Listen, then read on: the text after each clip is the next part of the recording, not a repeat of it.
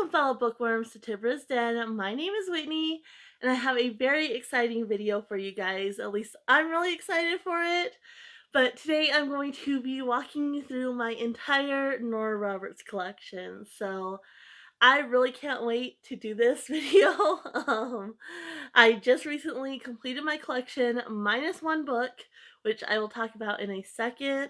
So yeah, basically this is going to be just an autistic info dump on my special interests. So I'm so excited to talk about these books. It is going to be a long video. I do apologize for that, but there's a lot of books. There's 156 total individual books, and there's a couple others that I'm going to be talking about. So, yeah, really excited for this. Go ahead and grab yourself a drink. I have a special treat for me. I don't get these a whole lot, but they're one of my favorites. I don't even drink coffee a whole lot, so but yeah, get yourself a drink, get yourself a snack, and settle right in because it's going to be a long one. Before we get started though, if you could go ahead and give this video a like, it really does help out the channel. And then don't forget to subscribe, hit the bell notification so you don't miss out on a thing. It is my booktube birthday/anniversary month. And so I do have some exciting things planned. This just being one of them, although I would have done this at any point in time once I completed my Nora Roberts collection. So, but yeah, let's go ahead and jump right in. First, I want to talk about the book that I just don't have my hands on, and that is Promise Me Tomorrow. I'll insert a picture here.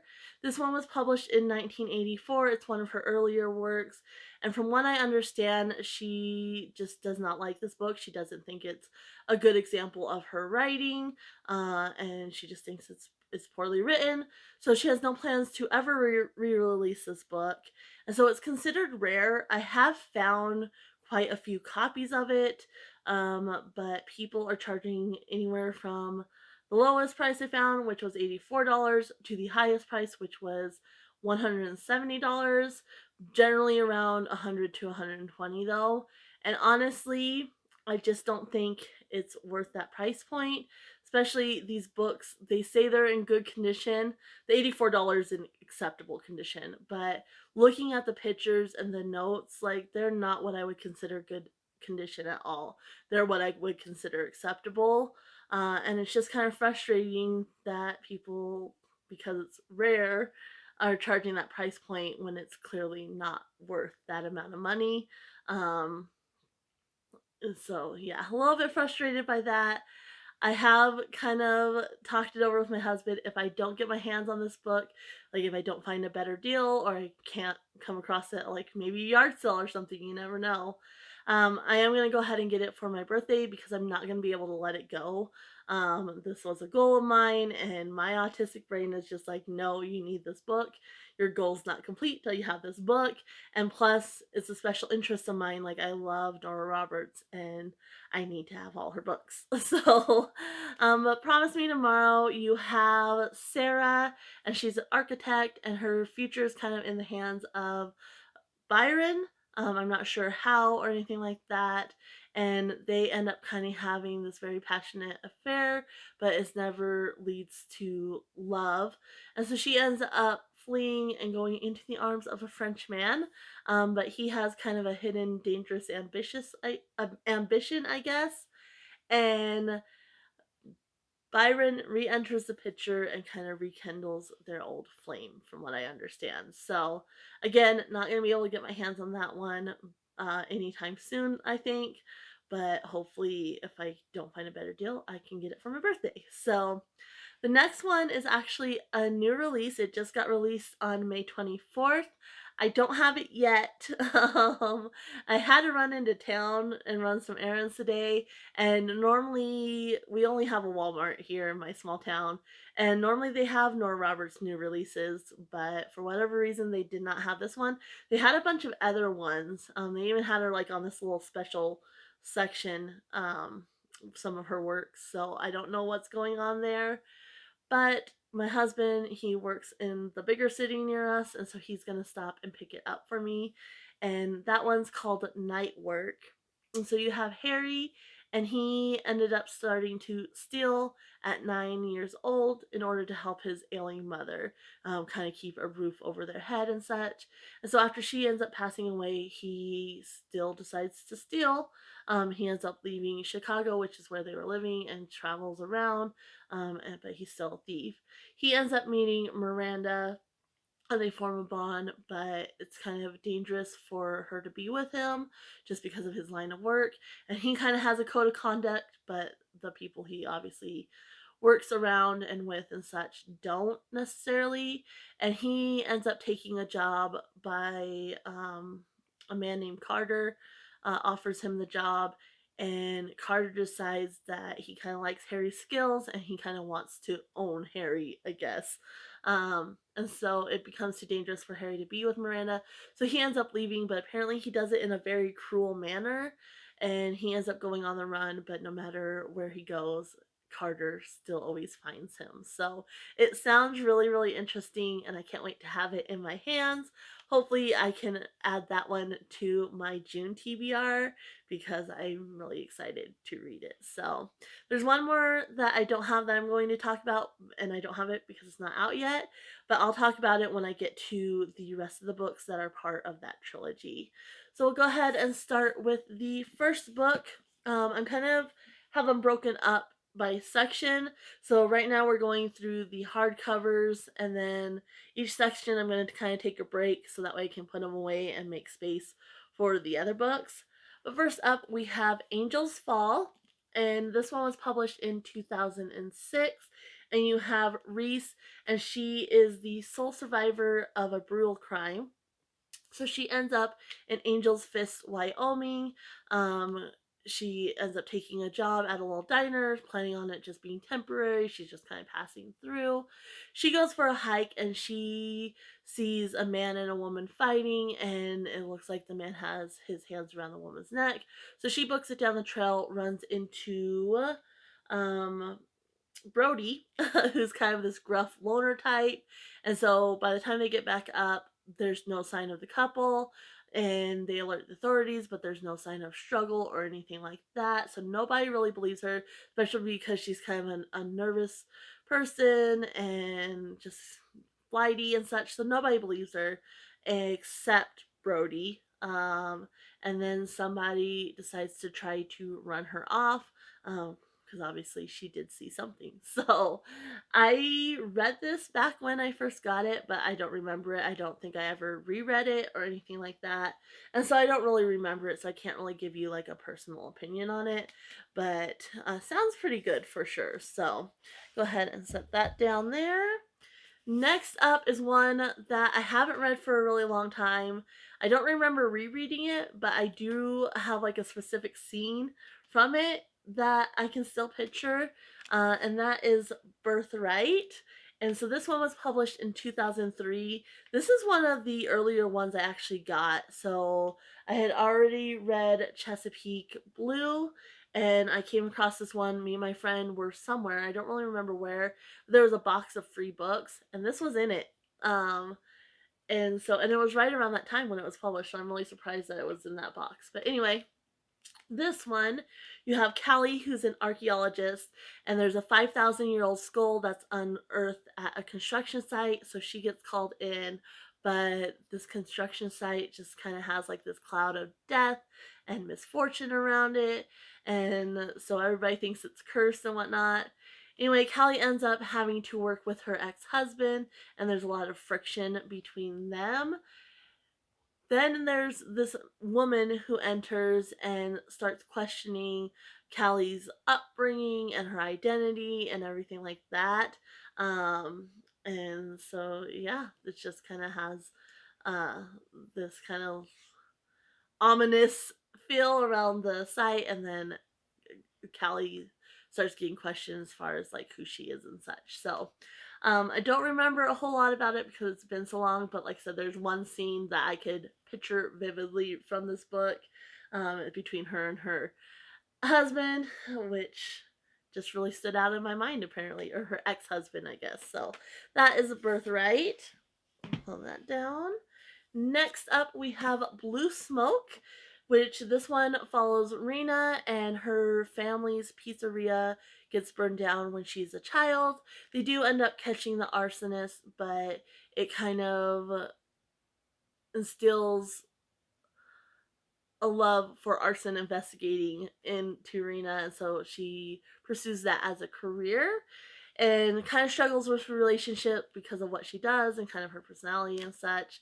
And then enters Bo, who has actually been searching for Rena, and I don't know why, what his connection is. I don't really remember this one all too well. I do vaguely remember it though. But somebody starts calling Rena and leaving like a trail of crimes for her to investigate, and just somebody is kind of out to get her. So another romantic suspense novel.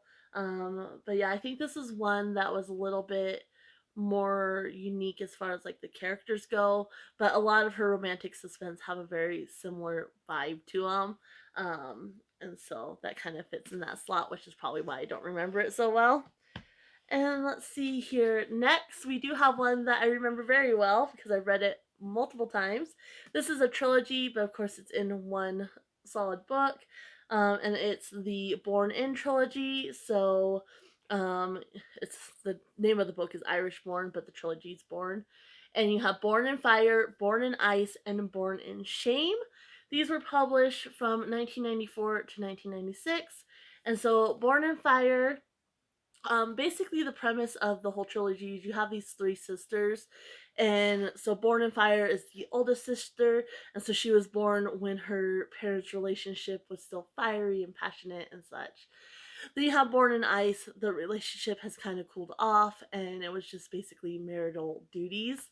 And then you have Born in Shame, the father had an affair, and so the third sister is actually a half sister, um, that resulted from that affair. So she was born in shame. So anyway, the first one you have Maggie, and she's actually a glass blower. And so enter, I think Rowan is his name here. I'll tell you, Rogan. Sorry, Rogan Sweeney, who has like a gallery, and he decides he wants to help grow Maggie's career, and so he ends up coming to try to convince her to let him help, her career along.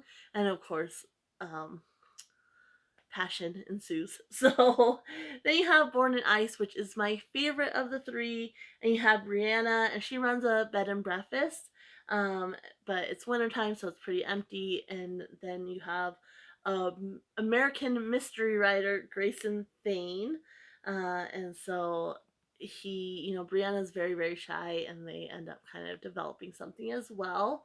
And then you have Born in Shame, so you have Shannon, sorry, have Shannon, and she's a graphic artist at a New York ad agency, and she ends up learning the identity of her real father was Thomas Cannon, and so she ends up, based on her mother's last wishes, going to Ireland to find her sisters and meet them and develop a relationship with them. And I can't remember her love interest, but obviously when she's over there, she falls in love with somebody. So, um, really really enjoyed this. I like that sister aspect, as always, and so yeah, this is one of my favorites for sure. And let's see, next up we have another fire one, which right now, I'm in New Mexico and there's just wildfires everywhere, and the air is just so smoky. It's my eyes hurt, my throat hurts, like it's just horrible right now. But this one's called Chasing Fire, and so you have Rowan, who is a smoke jumper, and she's the daughter of legendary smoke jumper Lucas Iron Man Tripp. And so you end up having a group of newbies, among which is Gulliver, who wants to follow in the footsteps of his hero, which is Lucas Ironman Tripp. But then he obviously becomes attracted to Rowan, but she kind of has a rule that she does not date the other smoke jumpers or anything like that, so he kind of has to convince her of that. But there was a tragedy last year, and somebody is blaming Rowan for that tragedy and targeting her. So, another kind of romantic suspense, but I really enjoyed the atmosphere of this one. Which, fun fact, my sister actually went to Job Corps up in Montana, which is where this takes place, and she originally wanted to be a smoke jumper, so she was doing training for that. Then she got pregnant with my eldest niece, and of course, there went that dream. So this one's pretty enjoyable. I really do enjoy it, and it's has kind of a different feel from her other romantic suspense books, even though it's obviously still along the same lines there. So pretty good book. And next, and that one I think I didn't say, it was published in 2011. Next is one that I never finished reading. I read this first half down here. That was it. And this is The Collector. I got this one. It was published in 2014. So I was working at the veterinary clinic at that time, and that's kind of when the slump hit me. And so this one you have Lila, and she is a professional house sitter, and so she is house sitting, and she ends up seeing what appears to be a murder suicide. And so enter the brother of the murderer, and he knows his brother would never do that, and so he's trying to convince Lila to help him find out the truth. And he is an artist, so he also wants to paint Lila. And so they end up trying to solve the mystery of what actually happened, and of course, feelings develop.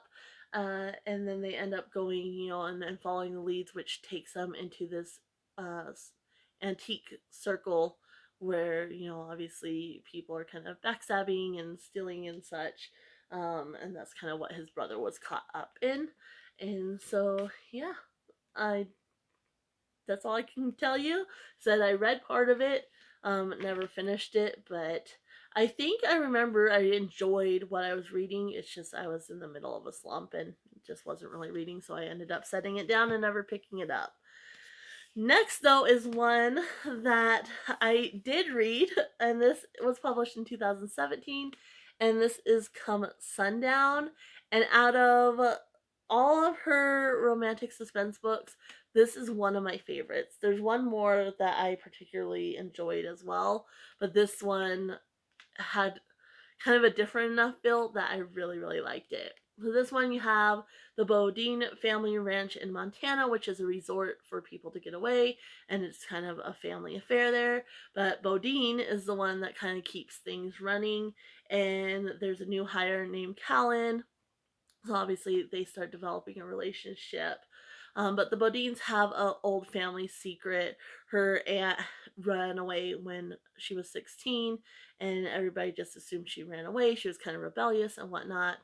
But it turns out that her aunt was actually kidnapped, and has been being held hostage by her kidnapper for all these years. She has had children by him, and everything like that. So there ends up being a murder, and then the aunt kind of shows up out of the blue, and so they're trying to figure out what's going on. So I really like the aunt storyline. I think that's kind of what did it, and I really like the atmosphere of this one as well. So that one's one of my favorites.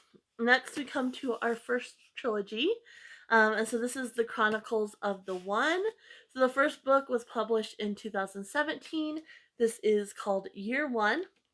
So this one, basically, you have something happens and it sets off the doom, which is wipes out a bunch of the population.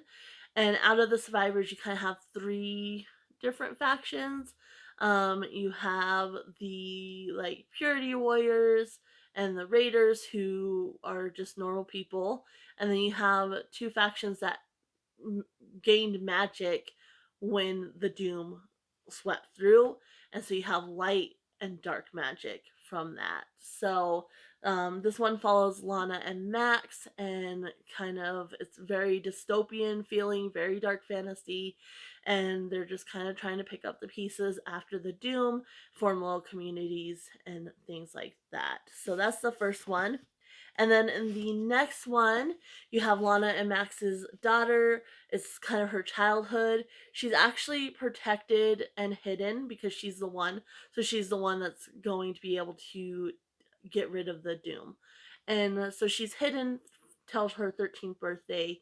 And then she has to go and do training with Malik, and she remains hidden with him. He has like protections and such. And so that follows that time, her childhood, and then going and training with Malik. And this is of Blood and Bone. And then we have the third one in the series, which is The Rise of Magic. This one was published in 2019. Of Blood and Bone was obviously 2018. And so in this one, Fallon is now grown.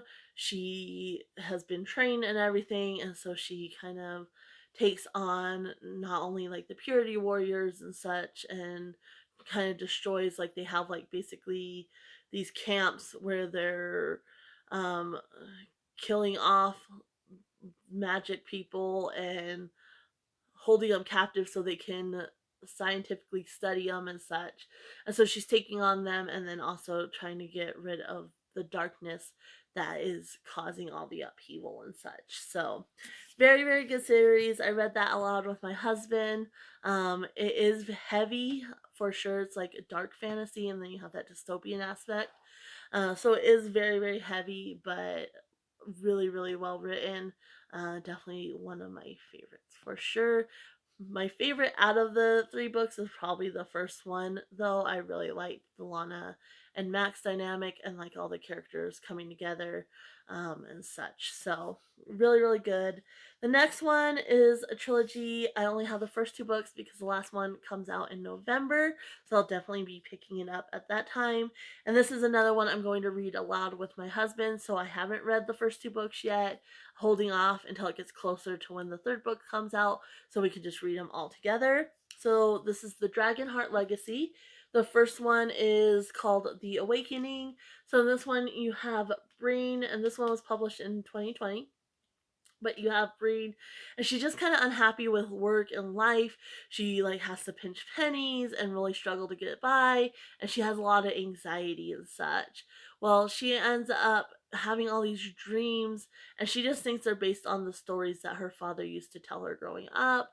But there's this silver-haired man that keeps appearing, but when she tries, to see where he is, he's not there. But she keeps hearing this voice, come home, and she ends up learning that her father has actually been sending her money all this time, and her mom has been hiding it from her. So that spurs her to go to Ireland, try to find her father. Well, she ends up following a dog into the woods, and she goes into the land of Tamal, which is a land of fairies and elves and mermaids and such.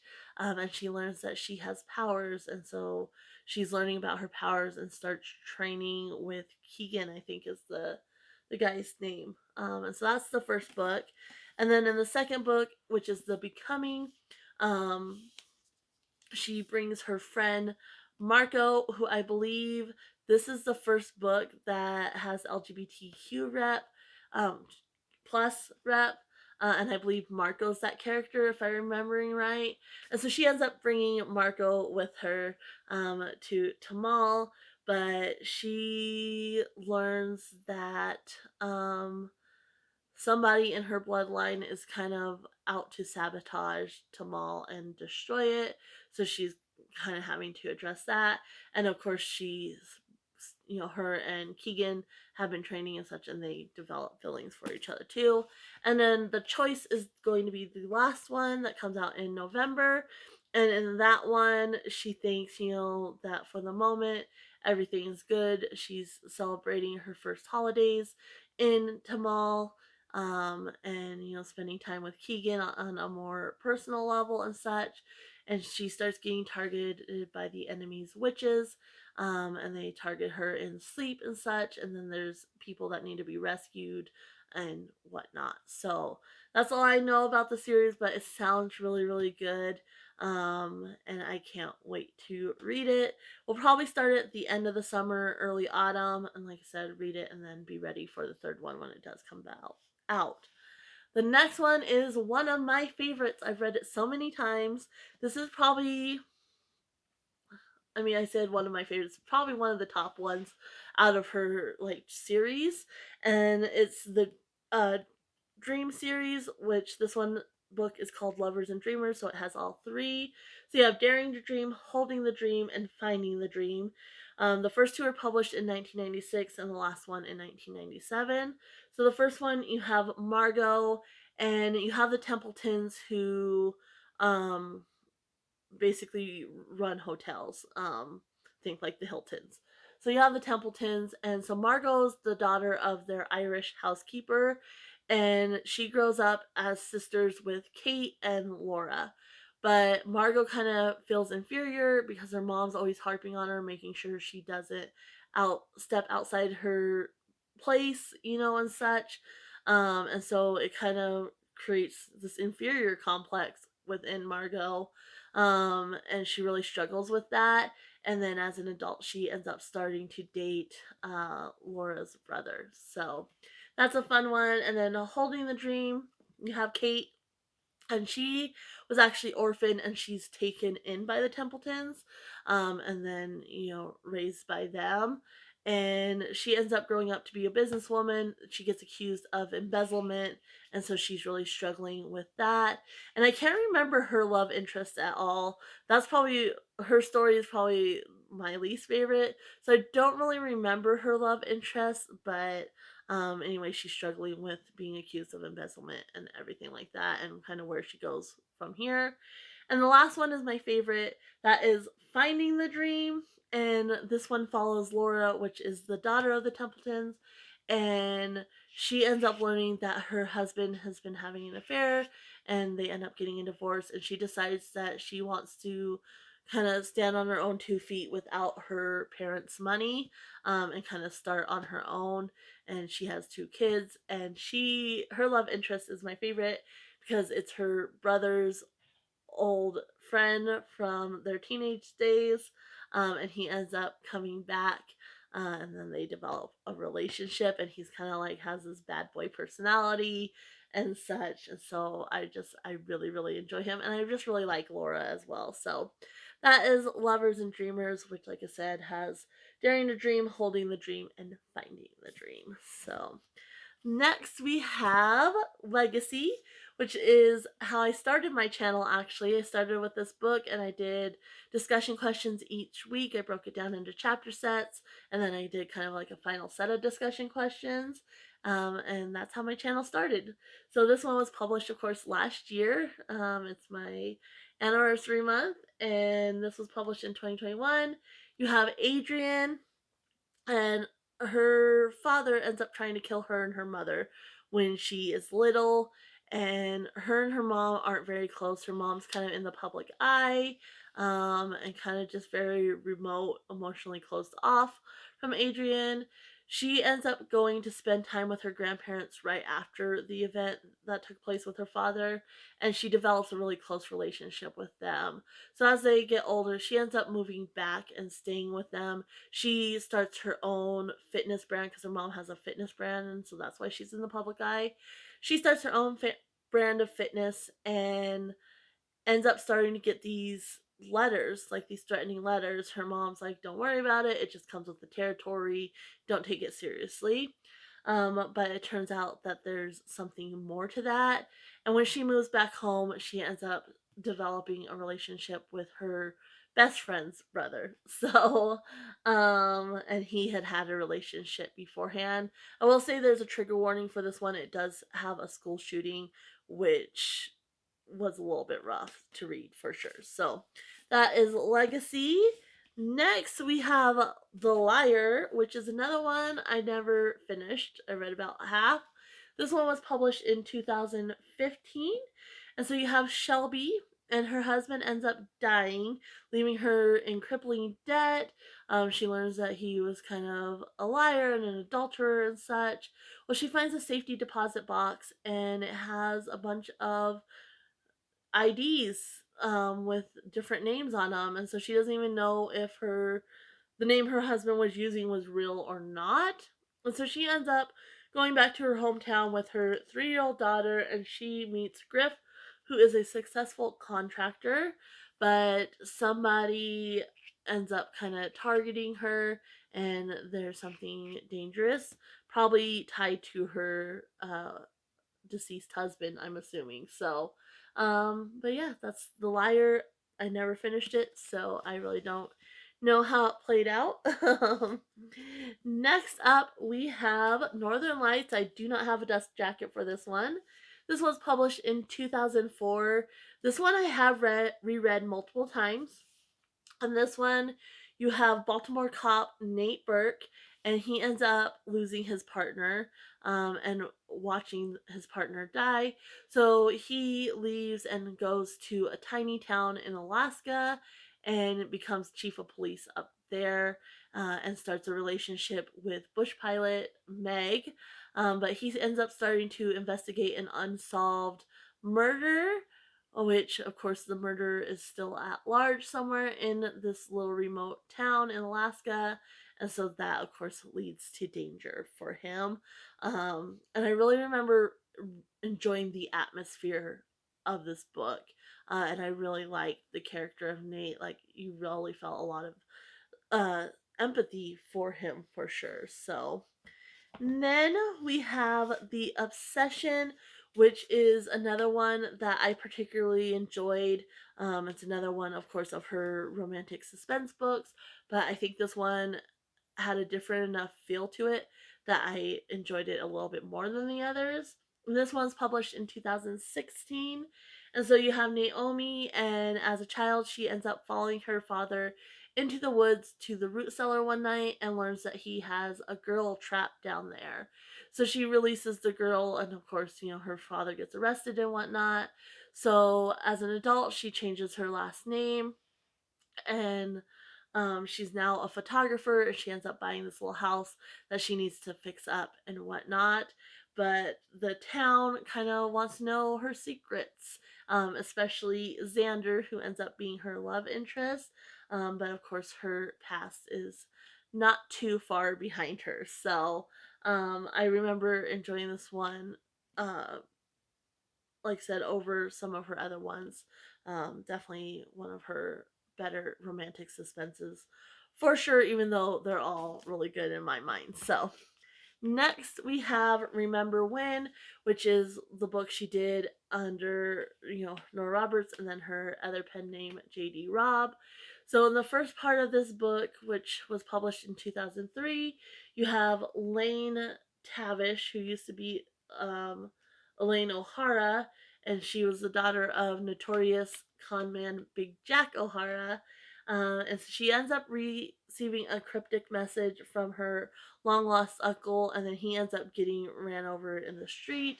And then she also ends up having her home ransacked and such. And so she teams up with stranger Max to kind of figure out why somebody's after her, and it leads to this fortune. Um, and then in part two, we're set in the future, so in 2059, with her In Death series main character, which is Detective Eve Dallas, and somebody is wants that fortune, um, which is still missing, like they never found it, and somebody's killing to try to get their hands on that fortune. So Eve Dallas is investigating that. So, never read this one. This is one I picked up recently, obviously to complete my collection. So I'll definitely be interested in reading that one and see how I enjoy it. Um, with the two different styles there. Next, we have The Search, which is another one that I particularly enjoyed. And so this one was published in 2010.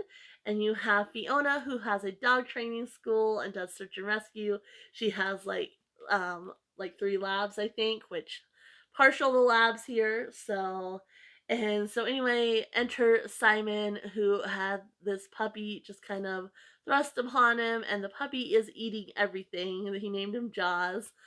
So he needs training, he needs help. But um, Fiona was the sole survivor of a serial killer named the Red Scarf Killer, and now there's been copycat killings, and so obviously you have the danger there as well. So, love the cover of this one. You have the dogs, which is kind of misty, like you're searching, and then you have the red scarf down on the bottom. Really think that cover is a good one. Next, we have one that I've never read, and I don't know. I mean, I'm gonna read it because I'm gonna read all of these, but that's not one I'm necessarily excited to read. And that is Shelter in Place. This was published in 2018. And the reason I'm not excited to read this one is because it deals with kind of a mass shooting, which has obviously been a big problem in recent years. And so it's a very heavy topic. And so that kind of makes me, not so excited to read it. But basically, there was a big mall shooting, and so you have a couple survivors. One ends up going into law enforcement, one ends up really, really struggling and becomes an artist. But then somebody is kind of conspiring to finish what happened, in the mall shooting, apparently. So, very, very heavy topic. That's why I haven't read it, and I'm not sure, when I'll get to it. But I do want to give it a try, because, obviously I want to read all these books. So, next, we have Whiskey Beach, which this one was published in 2013. So there's Bluff House, which is on Whiskey Beach, and you have Abra Walsh, who is kind of the caretaker of the house, and then she does a bunch of other things, like she does yoga, like leads yoga classes, and then a masseuse and whatnot. And then you have Eli Landon, who calls Bluff House his home. His grandma ends up in Boston. He is a Boston lawyer. His grandma had a bad fall, so she's in Boston recuperating, but he's being investigated for his soon to be ex wife's murder, and so he ends up going back to Bluff House just to kind of heal. They never could prove anything, but there's a centuries of secrets surrounding Bluff House, so I'm sure that probably ties into his soon to be ex wife's murder somehow. I don't remember reading this one, so I may or may not have. Again, this was right at the time I started at the vet clinic, so it's definitely possible that I never read this one. So, and then the last one of the bulk of the hardcovers, I do have some sprinkled throughout for other reasons, but the last one is The Witness, and this one was published in 2012, and I did read this one. And this one, you have Elizabeth, and she has kind of this very controlling mother. So one night she goes out and just kind of lets loose and goes a little crazy. She gets kind of seduced by this man with a Russian accent, kind of gets talked into going back to the house with him. Well, she witnesses something that she really shouldn't have. So, 12 years later, she's now living as Abigail in a small town, and she designs security systems. One of her security things around her, because her house is very secure, obviously, is this big, beautiful dog, and definitely one of my favorite characters of the book, for sure.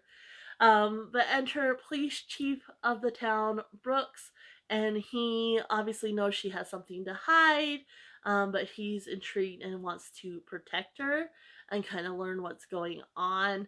But obviously, danger's not all that far away either. So, this one was again one of the top ones out of her romantic suspense books. Really, really enjoyed this one, probably because of the dog aspect, honestly, because why not? But yeah, really, really like this one.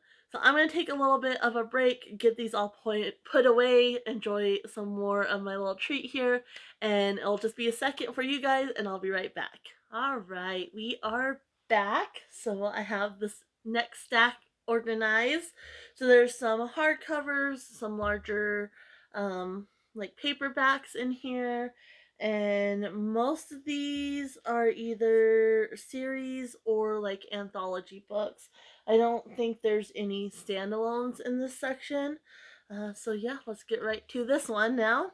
So the first one is a quartet, and it's one again of my favorites. This one is very like heavily feel good romance. And so it's about four friends, and they used to play pretend wedding as kids, and they grew up and they created a wedding business, like a wedding planning business together. And so that's the Bride Quartet. And so the first one in that one is Vision in White.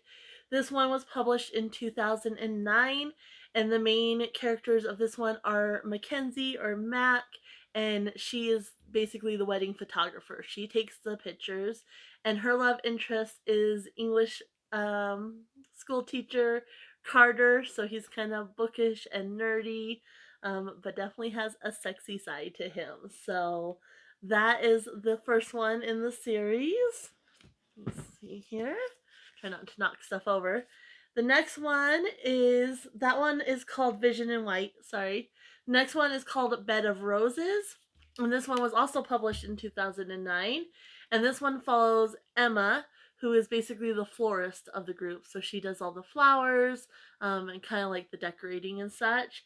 And her love interest is Jack, who's like an architect, and he's actually Parker, who is one of the other girls.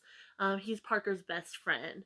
Um, so you have Parker, her best friend dates her brother's best friend. So pretty fun, like the flower element there. And next we have Savor the Moment. And this one we are following Laurel, and this one was published in 2010. So Laurel is like the caterer essentially, mainly focusing like on the like wedding cakes and such, the little treats.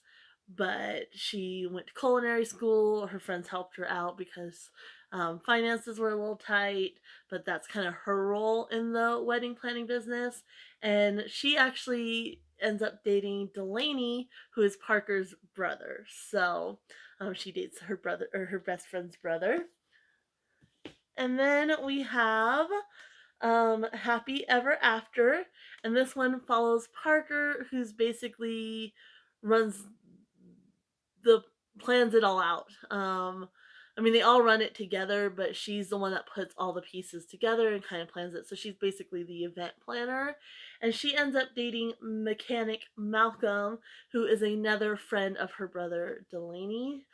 So, yeah, this one's fun. And she's, like I said, very organized. And she just kind of puts all the pieces together, make sure everything runs smoothly. So, but yeah, really, really fun. If you're just looking for a heartwarming romance, definitely that one. And it's all about weddings and then kind of their journey finding their own love. So next we have two books that are just kind of a collection. They each have three books. So first we have Mysterious, and so it has This Magic Moment, which was published in 1983, and that story actually is one that stands out in my mind.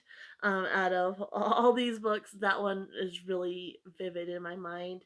But it says he was a master of illusion for Ryan Swan, who learned never to give her trust. Pierce Atkins was the last man whom she should give her heart. But when in Pierce's enthralling presence, all her defenses seemed to vanish like magic. So yeah, Pierce is like a stage magician and such. So, and then we have Search for Love, which was published in 1982. It says arriving at her long lost family's Brittany estate, Serenity Smith was greeted with cold politeness by enigmatic Christophe de Kerguelen, until her fiery temperament melted the aloft aristocrat's icy reserve and inflamed his passion. That one, it was okay. There's kind of this, they're like cousins in a sense, and so I just really didn't like the romantic line there. But it was an okay story.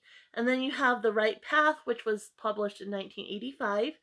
And this one says, when knife-wielding mystery man she'd encountered on the beach one night turned out to be wealthy Nicholas Gregoris, how could spirited Morgan James' very natural suspicions withstand the consuming desire ignited by his kiss? So that's Mysterious. And then we have Suspicious, which this one has Partners, The Art of Deception, and Night Moves, which Night Moves I do have a duplicate of. I have it in another collection, which we'll get to in a bit. So, but basically, Partners, it was published in 1985, and it says he had wanted Laurel Armand for years, but professionally she was his nemesis. But once the two rival reporters headed down to the steamy New Orleans to investigate a murder, Matt Bates was determined to make his lovely adversary his willing partner in passion. And then you have The Art of Deception, which was published in 1986. And it says, supposedly he had come to her father's estate looking for respite, but was handsome Adam Haynes the man he pretended to be, or was Kirby Fairchild in danger of falling hard for a stranger who was even more practiced in the art of deception than she was? And I'll save the other one when I get to the next group of books. Next is one of my favorites by her, and it's called True Betrayals. And this one was published in 1995. And so it says Kelsey thought her mom was dead, um, but she was actually in prison for murdering her lover. So once she learns that her mom's alive, she ends up going and spending time on her mom's Virginia horse farm, but she kind of has to learn who she can actually trust. So there is a little bit of a thriller element here. I can't remember fully how it plays out because it has been a while since I've read this one or reread it, but I do remember really, really enjoying this story, and I have read it multiple times. So then we have these next two are newer ones that I just kind of overlooked because I thought I had all of her newer works and I was just working like on her backlist. But when I printed out the list and went through, I didn't have these two. But they were published in 2019 and 2020, and that's when I was kind of going through a rough time with my mental health, and I was, in therapy, and then I was trying to get my autism diagnosis and such. So it was kind of a hectic time, which is why I think I overlooked these two. But the first one is Hideaway. This was published in 2020. And this one, it says Caitlin Sullivan was already a Hollywood star at 9, but still loved to play hide and seek at the family home in Big Sur. It was during one of those games that she disappeared. Kate managed to escape her abductors, and Dylan Cooper found the bloodied, exhausted girl huddled in his ranch house. When the teenager and his family heard her story, they provided refuge, reuniting her with her loved ones. Kate's ordeal, though, was far from over. She would spend years sheltered in Ireland, restlessness growing in her soul, before returning to Los Angeles to restart her life. But two seeds had been planted that long ago night, one of great love and one of terrible vengeance. So I'm really, really excited to read this at some point soon, for sure. Um, and then we have Undercurrents, which was published in 2019. And so this one, it says Zane Bigelow grew up in a beautiful, perfectly kept house in North Carolina's Blue Ridge Mountains. Strangers and even Zane's own aunt across the lake see his parents as a successful surgeon and his stylish wife, making appearances at their children's ballet recitals and baseball games. Only Zane and his sister know the truth until one brutal night finally reveals cracks in the facade and Zane escapes for college without a thought of looking back. Years later, despite the dark memories, Zane returns to his hometown, determined to reconnect with the place and the people that meant so much to him. Unexpectedly, he meets a gifted landscape artist named Darby, who is on the run from her own painful past. Together, they will fight to make a new life and stand up for the ones they love. So, again, another one I'm really, really excited to read, hopefully soon. The next two are anthologies. And so the first one is Rules of Play. This one has Opposites Attract, which was published in 1984. They were like night and day. Ty Starbuck, a man known for his passions, and Asher Wolf, infamous for her icy control. Together they set the world ablaze. Even after years apart, she still wanted him deeply, but she had a secret she could never share, even with the man she still loved. If only she could reveal the truth. And I believe that one, they're actually tennis players, which is kind of fun. Um, and then the next one is The Heart's Victory, which was published in 1982, so definitely one of her earlier works. And it says, he was a man she once dreamed about, but never dared to love. Now that Cynthia Fox was back in town, she was forced to confront Lance Matthews and all the old feelings speeding between them. Like the world of auto racing, Foxy knew the stakes were high, but so was the prize, because this time the only true victory would be love. So that's a fun one. And then next we have another kind of collection of works. So this has Song of the West, which was published in 1982. The towering mountains and windswept plains of Wyoming are truly beautiful, but Samantha Evans had absolutely no intention of staying until she meets devastatingly handsome Jake Tanner. Suddenly, the idea of leaving isn't quite so appealing. Samantha is torn between a lifelong dream and her feelings for this intriguing man when a blizzard strikes and she is stranded with him. Is Mother Nature trying to tell her something? Maybe she should listen. And I really enjoyed that one because I like that trope of, kind of being stranded and forced proximity because of like a blizzard or something like that. I absolutely love that trope. And then the other one is also very enjoyable and it's called Boundary Lines, and it was published in 1985. So it says a feud has been warring for years between two Montana families, and the feisty Jillian Barron and irresistible Aaron Murdoch seem determined to carry it into another generation. But when threatened by a common enemy, Jillian and Aaron become uneasy allies. Soon the battle waged within their own hearts pit their historical mistrust against a clear and present passion. Might the Barons and the Murdochs finally find common ground and form a very special union? Just take a step over the line. So that is that stack. Next, we have some series which are all a lot of fun. So the first one is the Calhouns, which are about three or five sisters rather. This first one has the three sisters. And so you have Catherine, Amanda, and Lila in this one. And the first one is called Courting Catherine, which was published in 1991. And kind of the premise of this one is you have I'll just read it. It says, atop the rocky coast of Maine sits the Towers, a magnificent family mansion home to a decades-old legend, hidden emeralds, and the unforgettable Calhoun women. So, these ones are really, really fun, and there's kind of a little bit of a supernatural aspect here, which is just fun. So, the first one is Courting Catherine, and it says, and again, this was published in 1991. They actually all these three were. So, but Catherine C.C. Calhoun was not going to let anyone take away the Towers, especially not handsome hotel magnate Trenton St. James. As far as Trent was concerned, his dealings with Cece were strictly business, but her mix of fire and fury unexpectedly led his mind in a completely different direction. And then you have A Man for Amanda.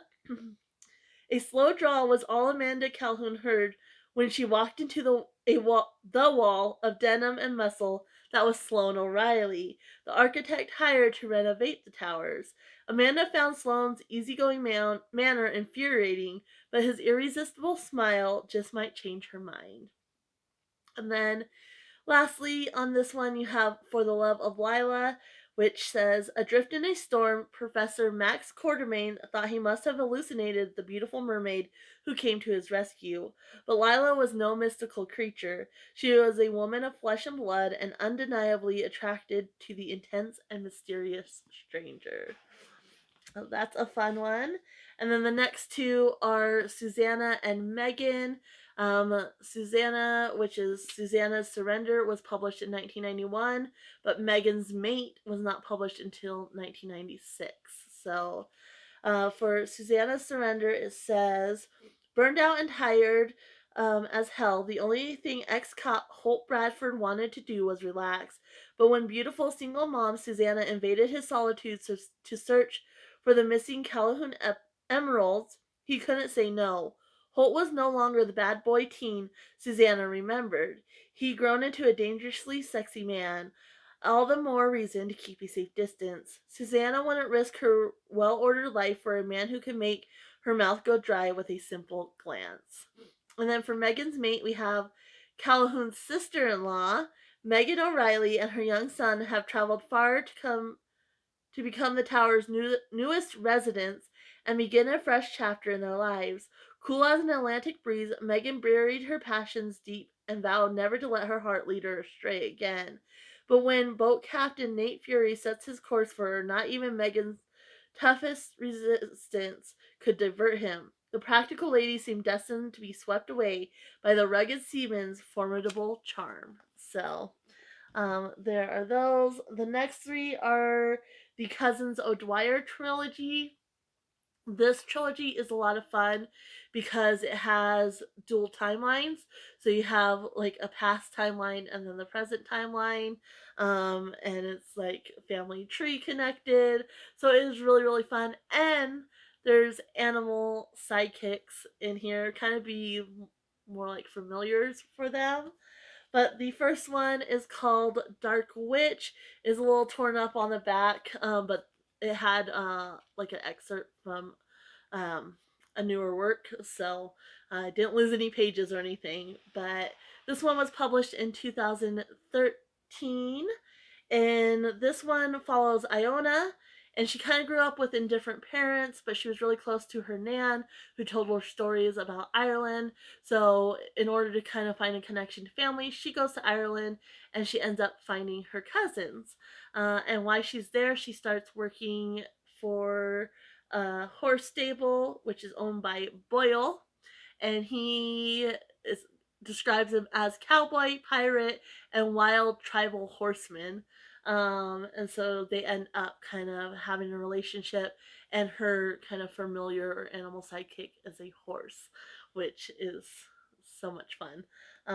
But yeah, they kind of have to band together and fight this old evil that has been threatening her family for centuries. So, or their family, I guess. So that's that one. And then the next one is called Shadow Spell, and this one was published in 2014. So this one follows Connor, who is a falconer, and so that's his kind of animal is a hawk. And he's kind of a little bit of a playboy, good looks, and his love interest is Mira, and an old childhood friend, best friend of his sister, and they kind of work together. He takes tourists on what's called hawk walks, and then she does like horseback riding and takes them on horseback to show them around. And so they end up kind of developing a little bit of a relationship, but she doesn't know if she could fully trust him because, you know, he's a bit of a playboy. So there is that one. And then the last one is called Blood Magic, and this follows um, uh, Bran, Branna, I want to say. Branna, sorry. And she kind of runs this little witch shop. It's called the Dark Witch. And, you know, she sells like soaps and little stuff. And her animal is a dog, a hound, and she has an old flame Finbar, but she's kind of hurt by him, but he has ties to the evil that has been, you know, attacking her family for centuries. So that's essentially why he left, to kind of protect her. But now he's back and he's going to kind of have to test his loyalty and stand by them in order to defeat this evil. So, really, really fun series. I love the dual timelines. And I love that look at the past. And I love like the little animal connection there. It's really, really fun. Next, we have the Inns Boonborough trilogy, and so this follows three brothers and their mom, and they are trying to restore the historic Inns Boonborough, which is reported to be haunted and such. So this trilogy has a little bit of a supernatural aspect as well.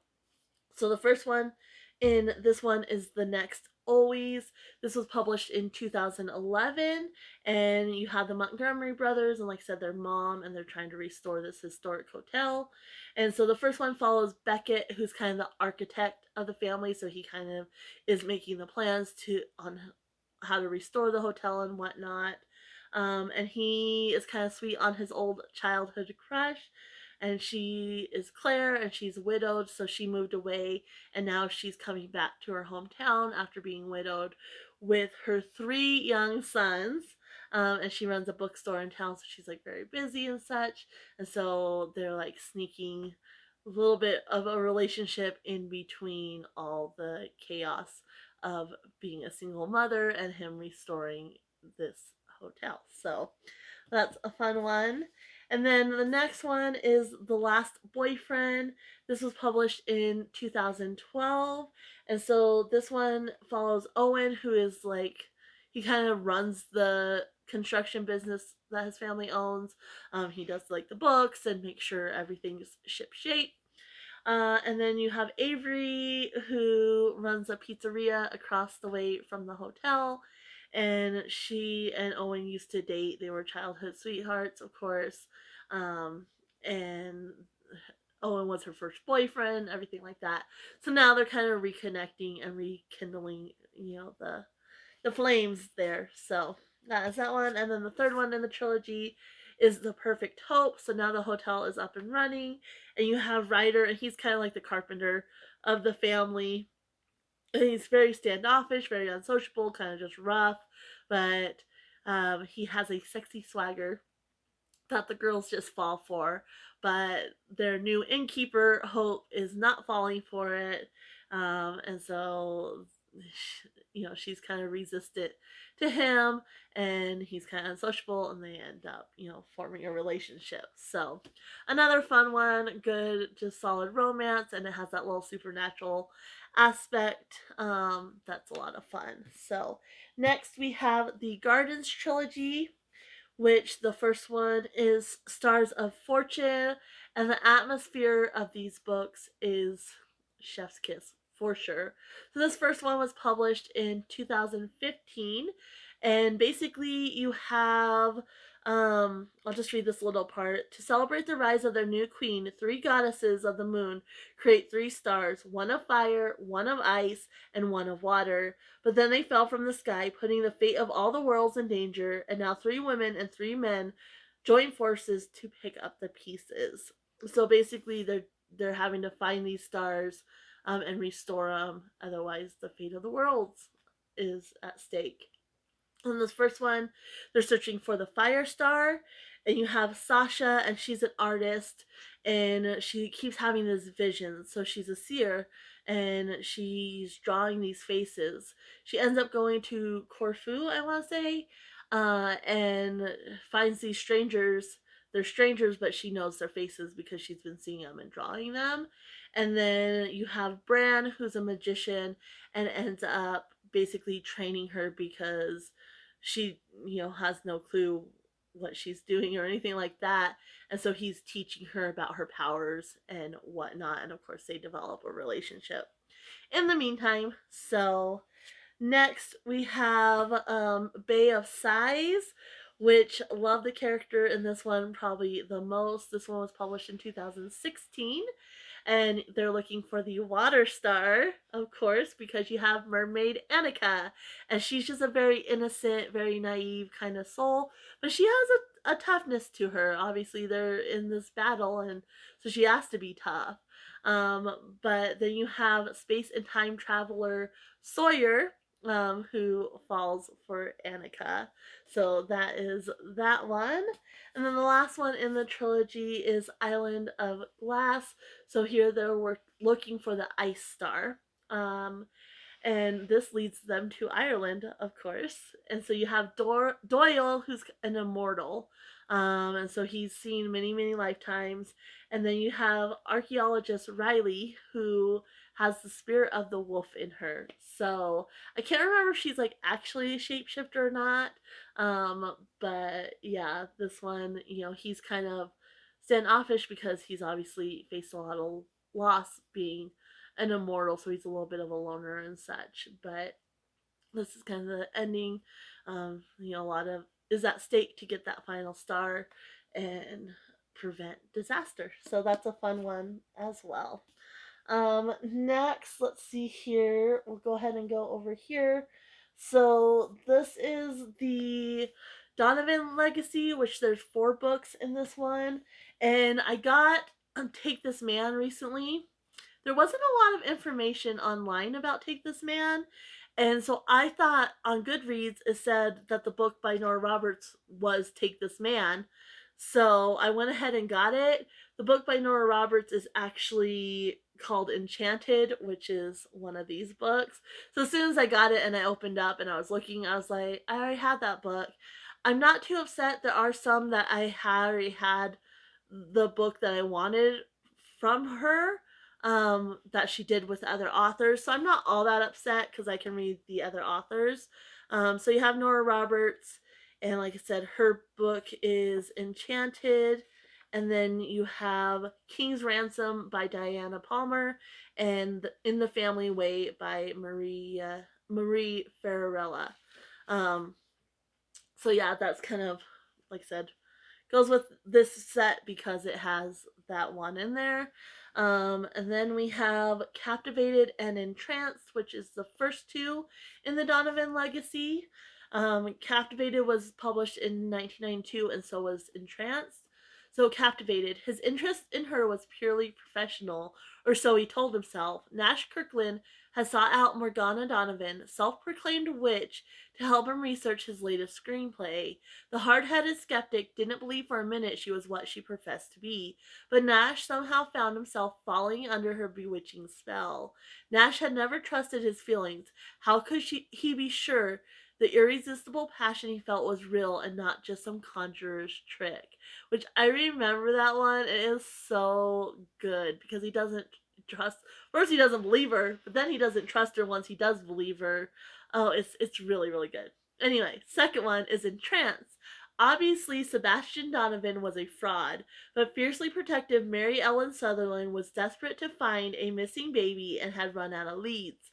So, reluctantly, the skeptical private investigator agreed to enlist Sebastian's help. Soon she had to admit grudgingly that this man has some pretty remarkable gifts, especially his extraordinary ability to penetrate her tough facade and awaken her heart.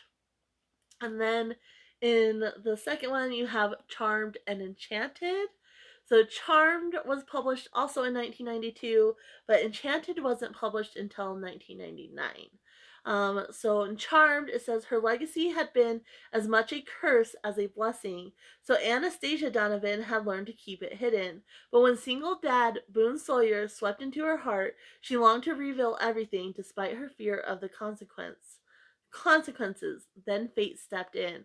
Again, remember that story, and another one I really really loved, because it's your that vulnerability, whether you reveal your gifts or not, just excellent, excellent.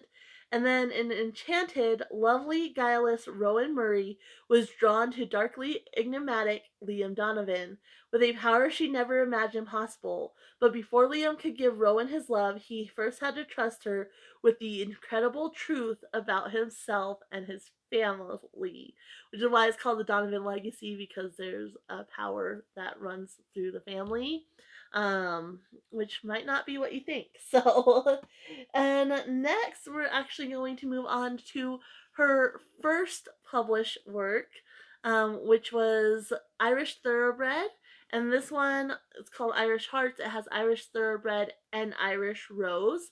Irish Thoroughbred was published in 1981, and then Irish Rose wasn't published until 1988. Another one of my favorites for being her first novel. Like, it is solid, and it holds up to some of her other works for sure. So it says it was a dream come true for Irish lass Adelia Cunane to work with her uncle, a horse trainer at Royal Meadows, one of the most renowned stables in the world. But there was a catch, and his name was Travis Grant.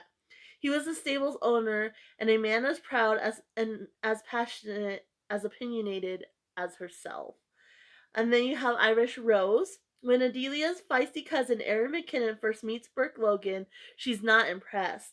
He's a womanizing, cigar smoking gambler who won the farm beside Royal Meadows in a game of poker. He has money, too much for Erin's liking, and a bad reputation, but Burke keeps staring at her, and Erin keeps finding herself staring back, and she's beginning to think she may have finally met her match. So there's that one. And then in Irish Dreams, you have Irish Rebel, which is the daughter of Travis and Adelia's. Um, she's their daughter. So, you have Irish Rebel, and then one that's not actually connected to the series, Sullivan's Woman. Irish Rebel was published in 2000, so quite many years later. but says she was practically royalty, the daughter of a rich, renowned horse breeding dynasty.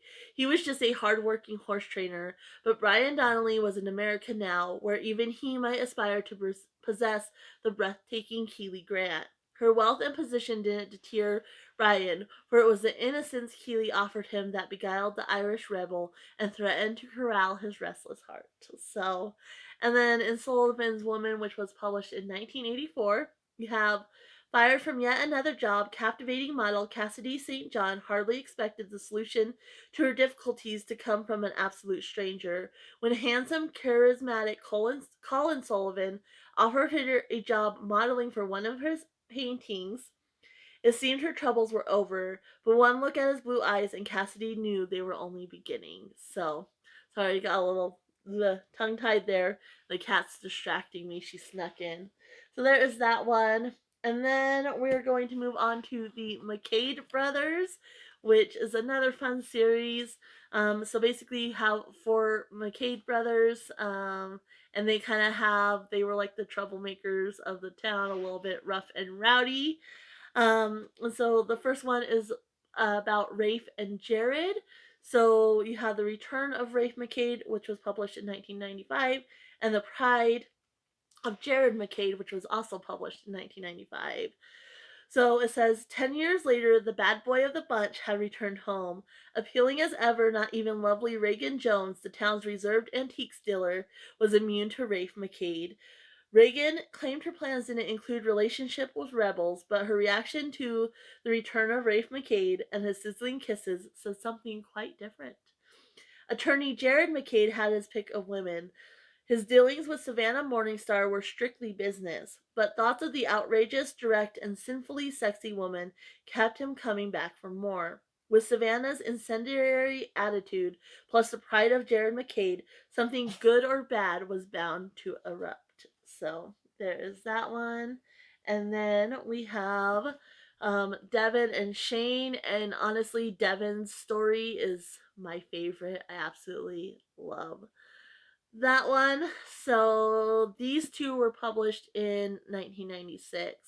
So it says Sheriff Devin McCade, Fadaline. Sorry, she's about to knock over some books.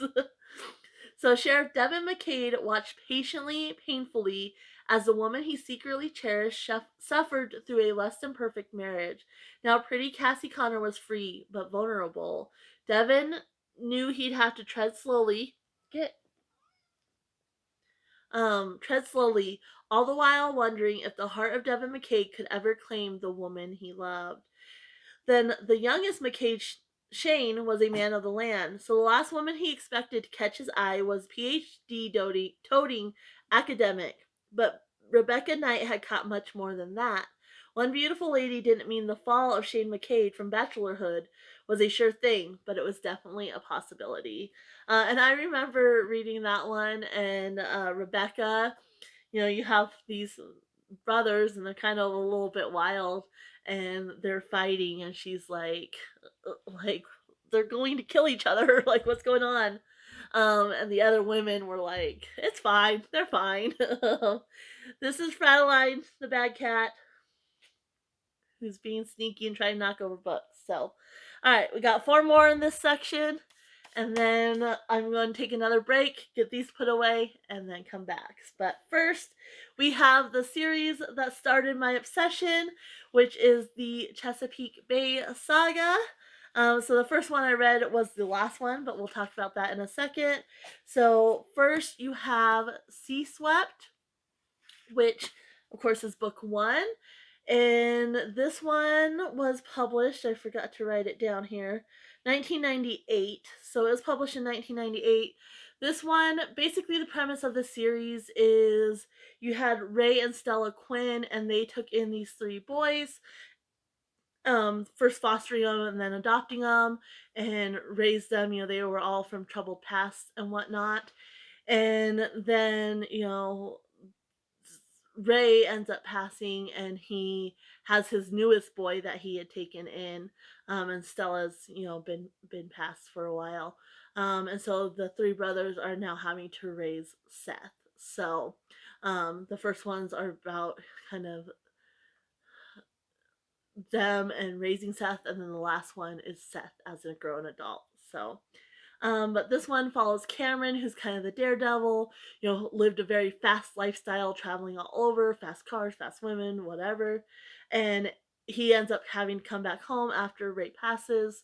And he ends up taking on the bulk of responsibility for Seth, basically becoming a homemaker, which is funny because, like, completely opposite from his personality and such. And he ends up falling in love with Seth's social worker, Anna. So that is the premise of that one. And then in this one, which is book 2, is Rising Tides. This one was published in 1998. And this one is about Ethan, who is the waterman. So he's about boats and being on the water and such. And he really struggles. He keeps a tight rein on his control because he's worried if he loses control, it'll he'll go to a dark place essentially. And so his love interest is Grace, who is a single mom that kind of cleans the house. She does housekeeping for them essentially. And so that's his love interest. But he really struggles because he doesn't want to take advantage of her. He doesn't want to lose control and such. And there is one moment in this that is very steamy that I absolutely love. So, and I love Ethan. Like he's one of my favorites. And then book 3 is Inner Harbor, and this one follows Philip. This was published in 1999. And this one, Philip is kind of the more polished of the brothers. He likes living in the city. He's very cultured, likes going to museums, drinks wine, and everything like that. And his love interest is Sybil, who has a secret tie to Seth. So that's all I will say about that. Um, but yeah, he's probably my least favorite brother just because don't find him very relatable. But she managed to write him very sexy regardless of that. So really good. And then the first book I ever read by Nora Roberts, and the dust jacket is falling apart, but that is Chesapeake Blue. Um, this is the first book I picked up at a little mobile library unit that would come to the park where we were living at the time, and you can get free books. So this was published in 2002. And so now Seth is grown up, but he has left home because he has a secret that he's been keeping from his brothers. And so he leaves home because he's trying to make sure it doesn't touch his brothers, but he gets tired of running and he ends up coming back, but he's still keeping that secret.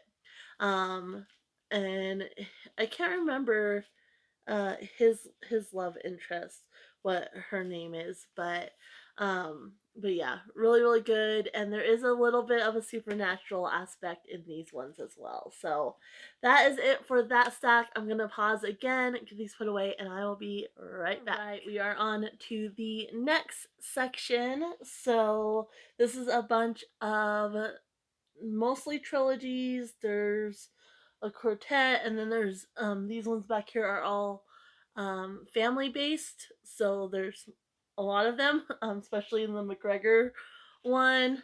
And then I have a few more anthologies. So I guess let's jump right back in because there's still a lot of books to go through, and this video is already long.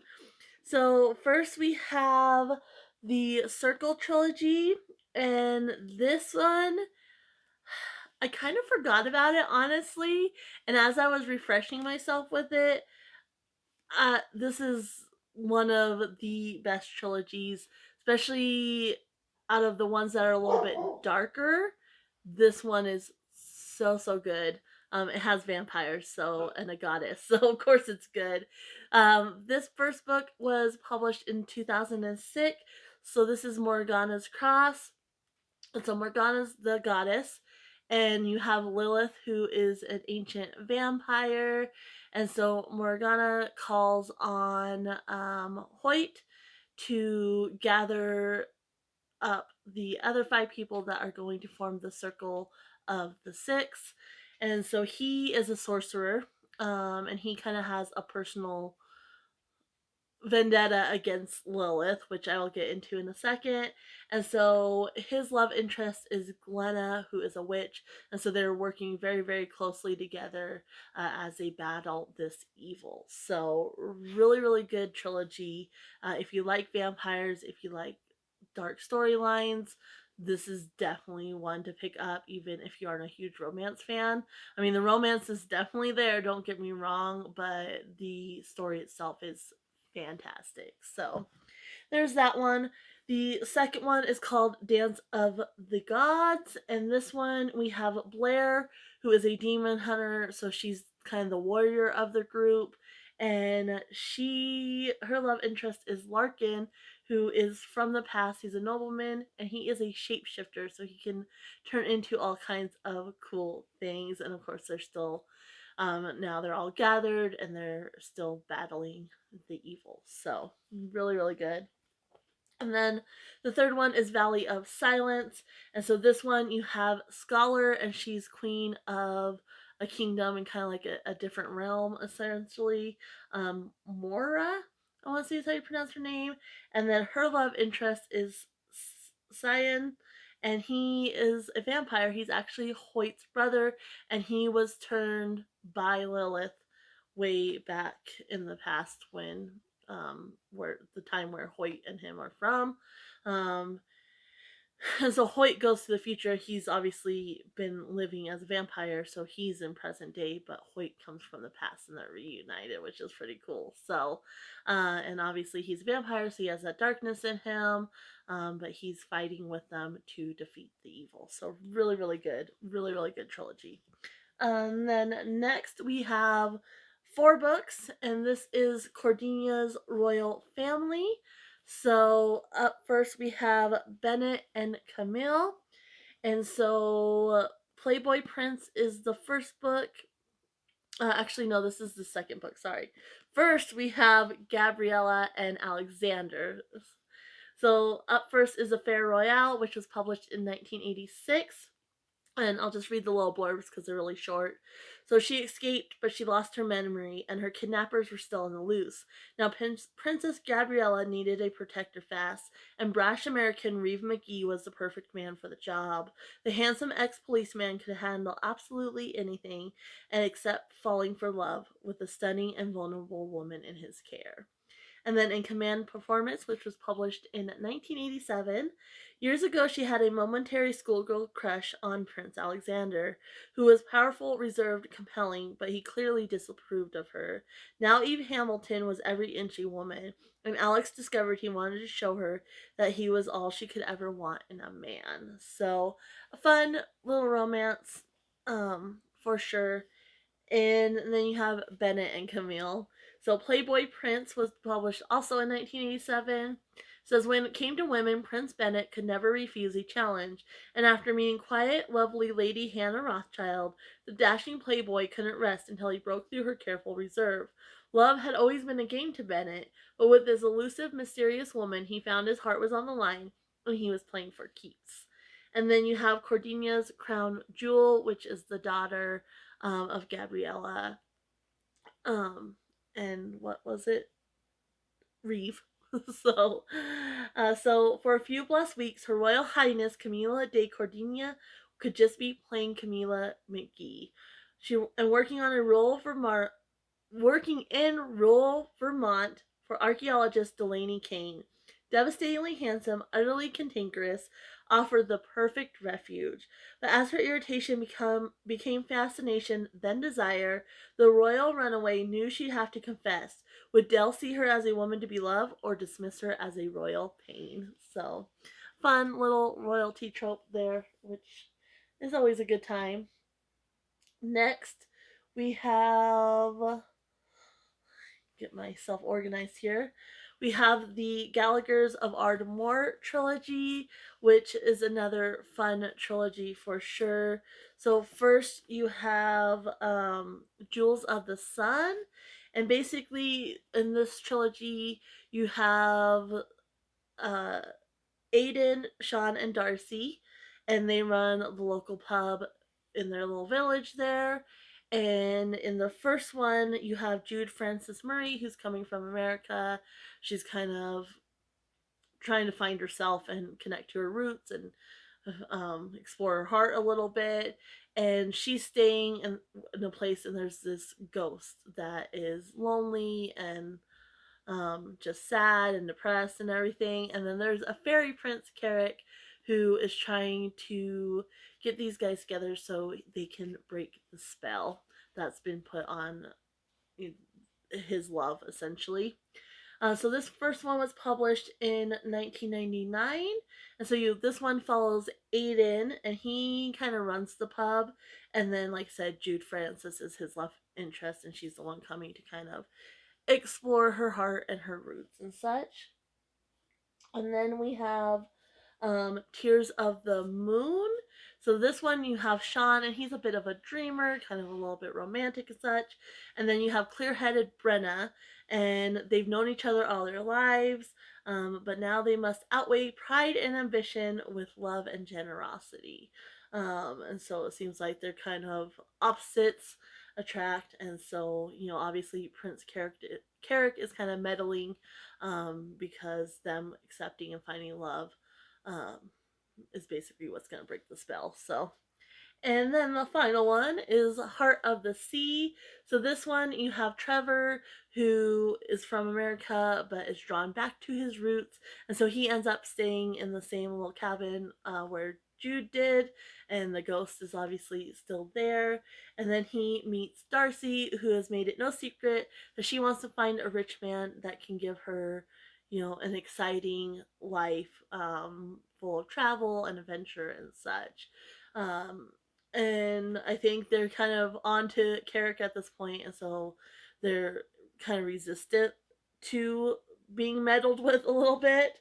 But it's a fun one. I love the atmosphere of the Ireland and the pub and everything. Really, really good atmosphere in that one. Next is one that I do really, really enjoy, and this is in the Garden trilogy. And so you have Blue Delilah, Black Rose, and Red Lily. And I'm going to read you the little blurb in this one, because it explains the trilogy pretty well. So, a Harper has always lived at Harper House, the centuries old mansion just outside of Memphis. And for as long as anyone alive remembers, the ghostly Harper bride has walked the halls singing lullabies at night. And so, this is has a very heavy supernatural presence, but very much like realism, like supernatural realism. I know it's normally magical realism, but so in this one you have Stella, and she's a young widow. So what I like about this trilogy too is you have three generations. So you have Roz, who's like in her late 40s, Stella's, I think in her early 30s, and then you have Haley, who is like early 20s or so. So I really like that kind of generational, and they form a friendship, which is really, really cool. So anyway, in this one you have Stella, and she's a widow, has two young boys. So she moves and takes a job as manager at Roz's garden nursery, essentially. And then she ends up falling for landscaper Logan, but the Harper bride, is very protective of the boys and does not approve of the romance. And so there's kind of danger involved. She's basically trying to sabotage their romance and such. Really, really good, really, really enjoyable. And so that's that one. And then in book 2, we have Black Rose. And so this follows Roz, and she's also widowed, mother of 3 grown boys, though, or men now. And she built the In the Garden nursery. She built it up and has, kept it going and such. And so, obviously, with the events of the first book, the Harper Bride, they decide that they need to figure out who this bride is, and who she is and what they can do about her, because she's become dangerous now. And so she hires Dr. Mitchell Carnegie to come investigate their genealogy and try to figure out who the Harper Bride is. So and of course they end up developing a romance, which the Harper Bride does not approve of either. And then finally we have Red Lily. So in this one you have Haley, and she's a distant cousin of Roz's, and so she's pregnant, unwed, so she travels to Memphis, um, and to Roz, who is like her only family connection at all, even though it's distant. And she's pregnant, about to pop, basically. And so she has her little girl, Lily. And she ends up falling for Roz's son, Harper. Um, but she's heavily influenced by the Harper bride. Like, she's having like dreams that aren't her own and such.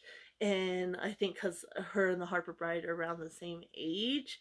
And then again, the Harper bride is very protective of her baby and is, you know, doesn't want that romance aspect. But there's kind of a twist with this one because she obviously cared for Harper when he was a boy. Um, so I think that kind of creates a conflict with the ghost itself, which is kind of fun. So there's that one. Next up, we have the Key trilogy, another one that I really, really enjoy. So basically, with this one, you have. I'll go ahead and read the little blurb here as well. So, let's see here. That's not. Let me find it. It's actually in the second one. Um, but yeah, there's so they basically, have all the little stories from each person, like a little blurb, and they're called to go to this mansion, like the spooky mansion up on a hill, and so each story begins with them going to this mansion. But in this one, you have Dana, and she is kind of scholarly. So anyway, she wrote down the story that they were told, and it says each daughter demigoddess had a specific talent or gift.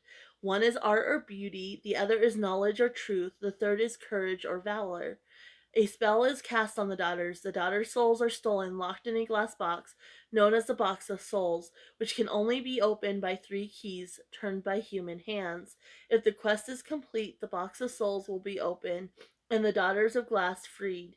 And the 3 women would have a cool $1 million each.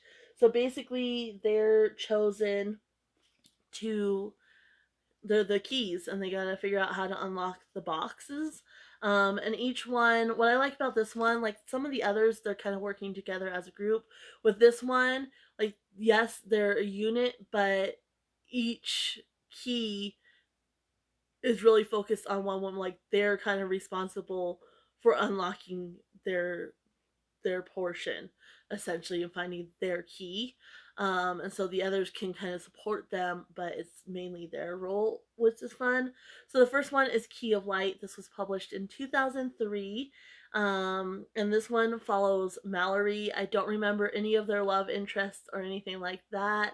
But yeah, she's the one that's kind of beauty and art. So each of them, their life is kind of reflected, or their personality or their job or whatever is reflected in which key they're meant to open.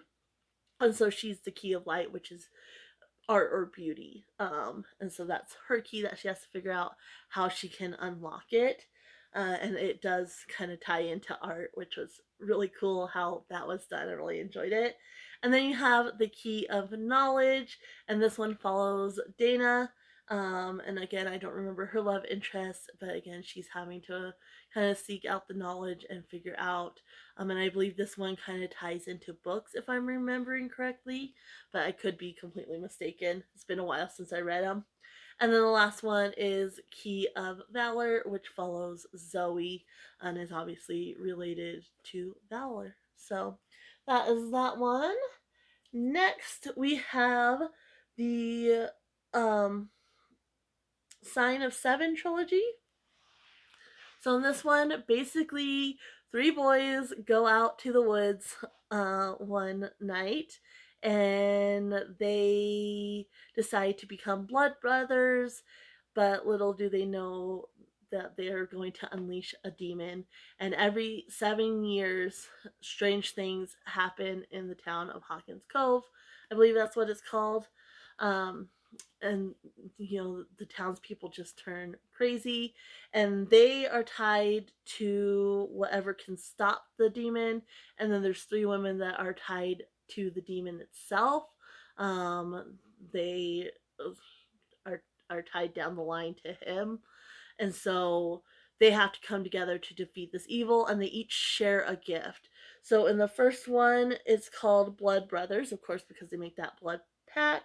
This one was published in 2007. So you have Caleb, who's a descendant of the town founders, essentially. And then you have Quinn, who comes in because she's heard about these strange happenings every 7 years, and so she wants to report it. Basically, she's a reporter or a writer, and their ability is they can both see the evil.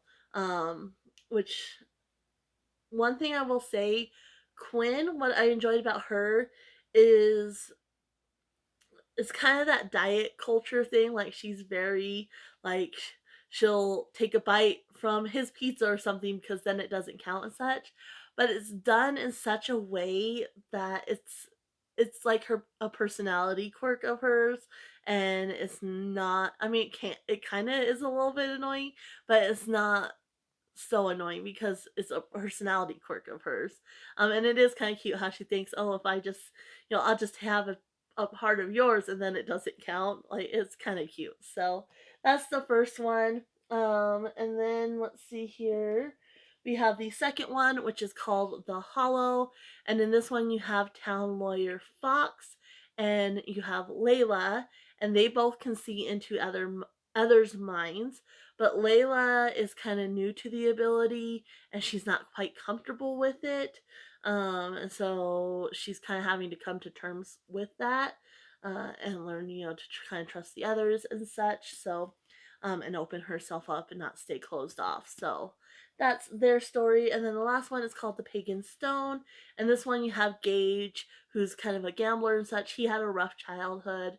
And then you have Sybil, and they both can see the future, but they are kind of resistant to, coming together, um, and falling in love. And so that's kind of plays a part in how they're going to defeat this evil. And so they don't appreciate being kind of jerked around by fate, which is kind of very similar to the Gallagher's of Ardmore kind of trope, because Prince Carrick is kind of jerking him around, and playing with fate. So next, we have the Stars of Mithra series, and so there's three of these.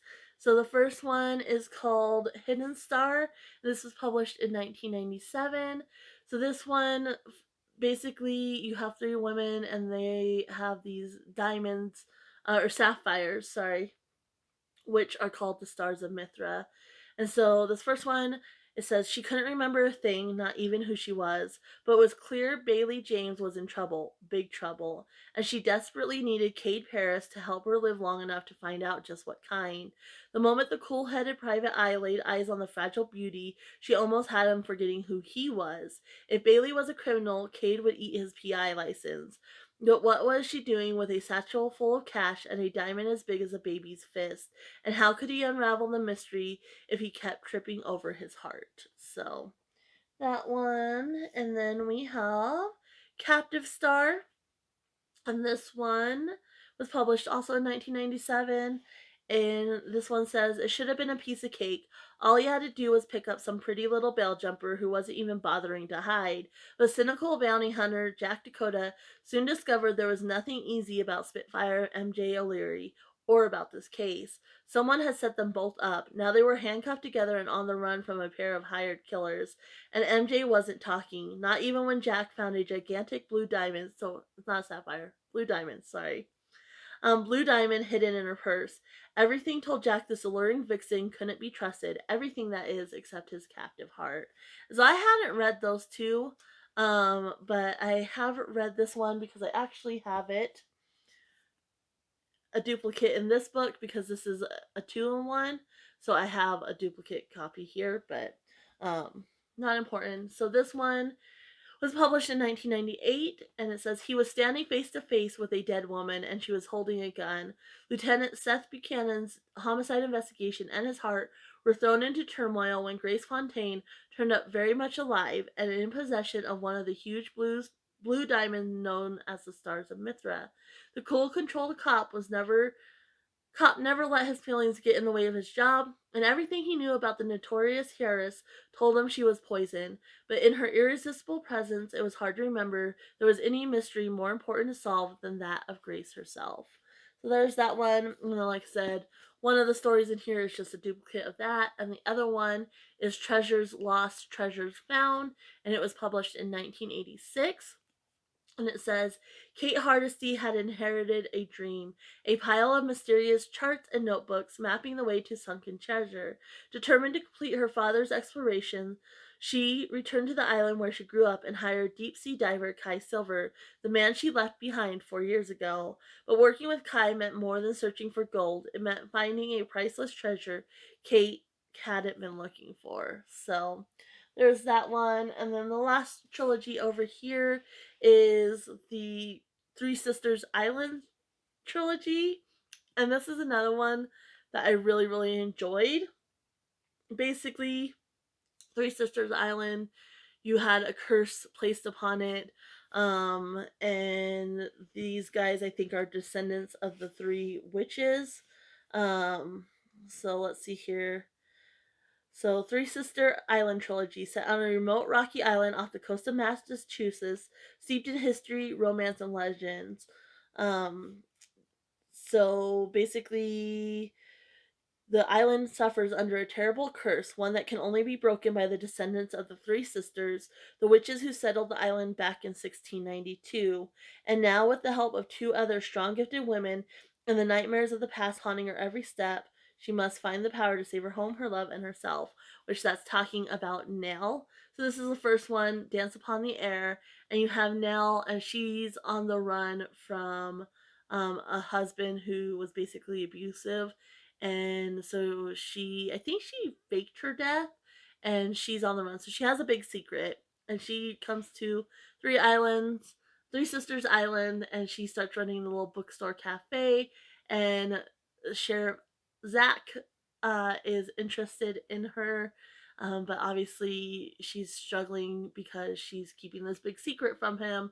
But he's a cop, and so she's not sure if she can trust him as far as revealing that big secret. So, and then we have um, Heaven and Earth, which in this one you have Ripley, who's actually Zach's sister, and she is kind of resistant to her powers. She kind of shuns them. She's not very open to them.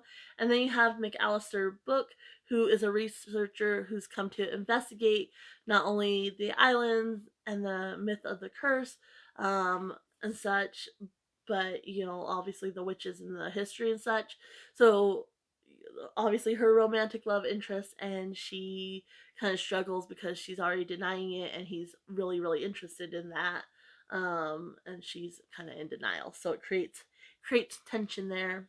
And then the last one is Face the Fire, and this one you have Mia, and she has always embraced her power. So her and Ripley, they grew up together, but they kind of struggle because Ripley kind of denies everything and Mia fully embraces it. But when they were kids, Mia's love interest was Sam, and he ended up running off and leaving her, so she has a lot of hurt feelings from that.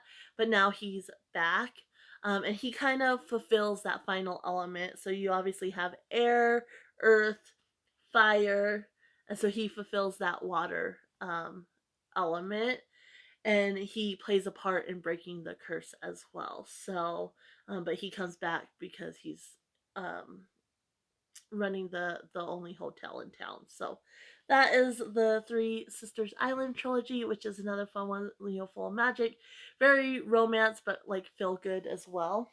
And now we'll go on to, I guess, the O'Hurleys, because there's only two books here. So you have O'Hurley's Born as the first set, and then O'Hurley's Return. And so let's see here. So O'Hurley's born. You have Abby and Maddie, and they were both published in 1988. So in The Last Honest Woman, if sex sells, then so do lies, especially when the truth is revealed. And cynical journalist Dylan Crosby knew that just a simple widow routine Abby Hurley was giving him wasn't anything close to the truth. There was a story there. All he had to do was turn on the charm, turn down the lights, and she would whisper all her secrets unless she uncovered his first. And then you have Dance to the Piper, and you have Maddie O'Hurley shown in the spotlight. Her passion for dancing set the stage aflame and left no one in her audience unaffected, including business mogul Reed Valentine. But Reed wasn't used to burning not for anything or anyone, and he wasn't about to let the ruthless business skills he'd honed be affected by wild passion. So was he prepared to fight fire with fire? And then in the second set, you have Chantel and Trace, and let's see here. So, Skin Deep, which is Chantel's story, it was published in 1988, and Without a Trace was published in 1990. So, in Skin Deep, regrets even movie stars have them. Chantel O'Hurley's family was far away, her mansion was empty, and when she was threatened, there was no one to turn to. There was certainly no comfort in Quinn Doran. He looked just like he looked like he had been carved out of stone, and he was just as intractable. But in that hardness was a promise. I will keep you safe. I will bring you home. But could she get him to stay? And then Without a Trace, you have redemption. Redemption. With everything he's seen and done, Trace O'Hurley was way past that, and nothing the flame-haired Irish beauty Gillian Fitzpatrick said could change the fact that he was just a delusioned man with nothing left to lose. But somehow Gillian made him believe that he could do the impossible.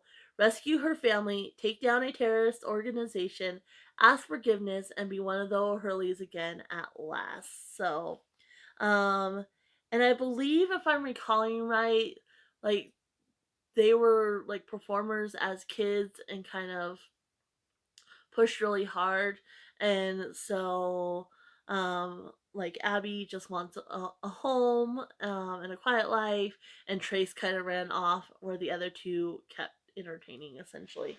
But I could be mistaken on that. It's been a while since I read those ones. And then next we have the Stolinsky family. So this is actually a duplicate copy. So there is four, and each of them have two stories. So there's a total of eight. But yeah, I had bought this one already, and then I found these three, and they're obviously a matching set, and didn't realize that I already had this last one in this book. So, that's kind of what happened there. But the first one is Chasing Hope, and this one, let's see, you have Taming Natasha and Luring a Lady. They were published in 1990 and 1991.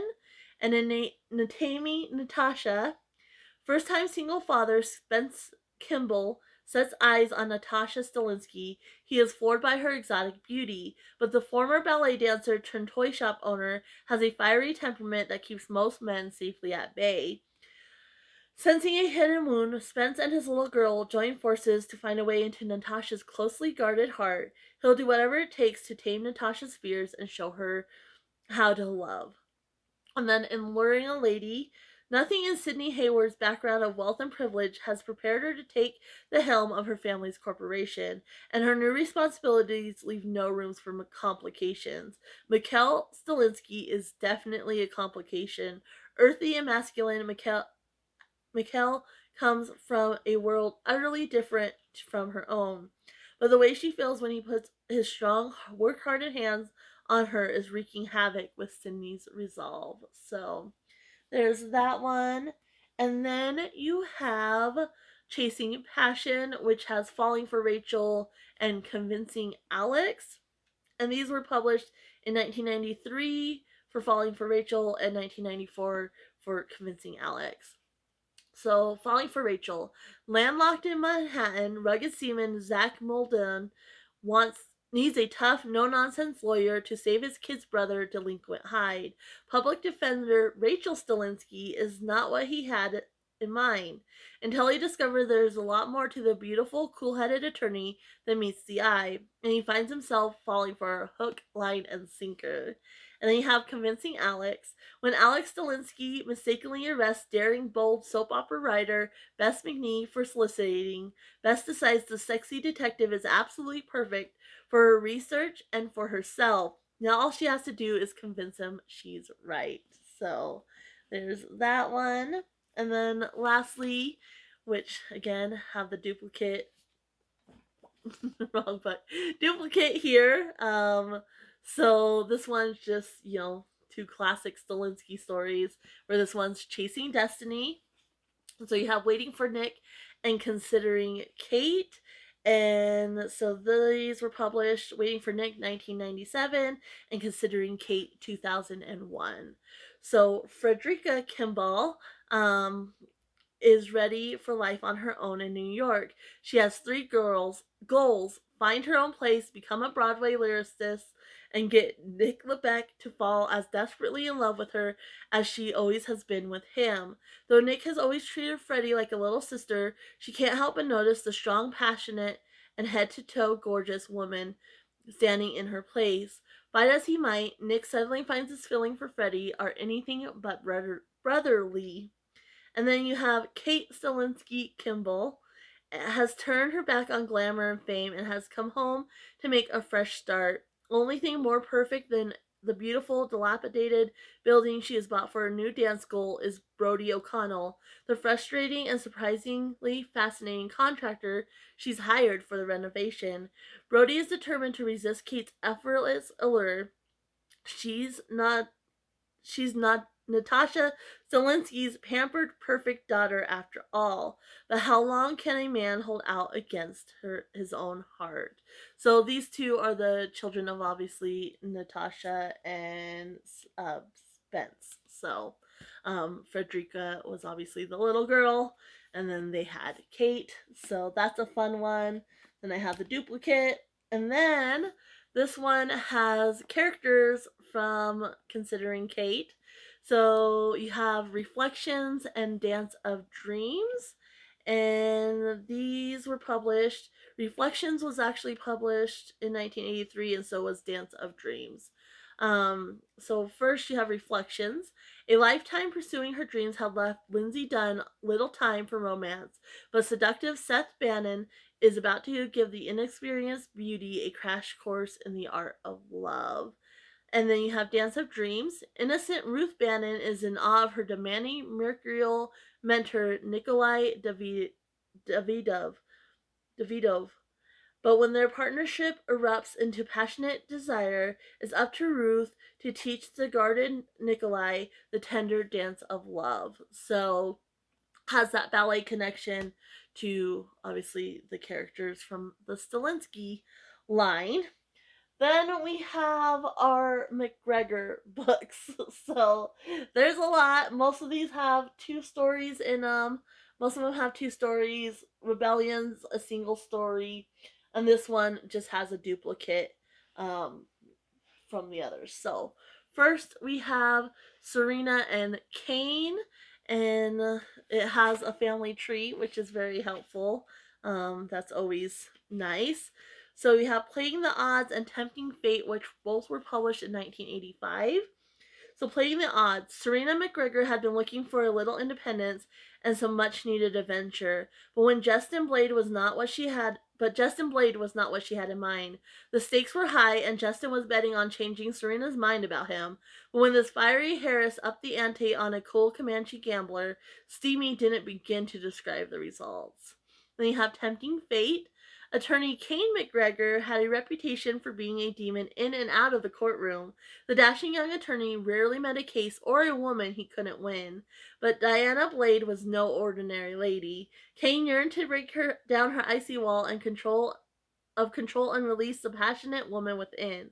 He might be able to convince Diana to form a business partnership, but could he entice her to risk everything for the love of a McGregor? So there's that one. Then we have Alan and Grant. So let's see here. We have All the Possibilities and One Man's Art. Both were also published in 1985. So All the Possibilities.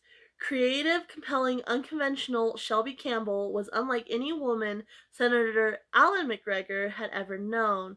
The cynical politician found himself falling in love with the spirited beauty, though she kept him at arm's length. But Alan was determined, and nothing was going to keep him from getting what he wanted, not even the centuries-old feud between the McGregors and the Campbells.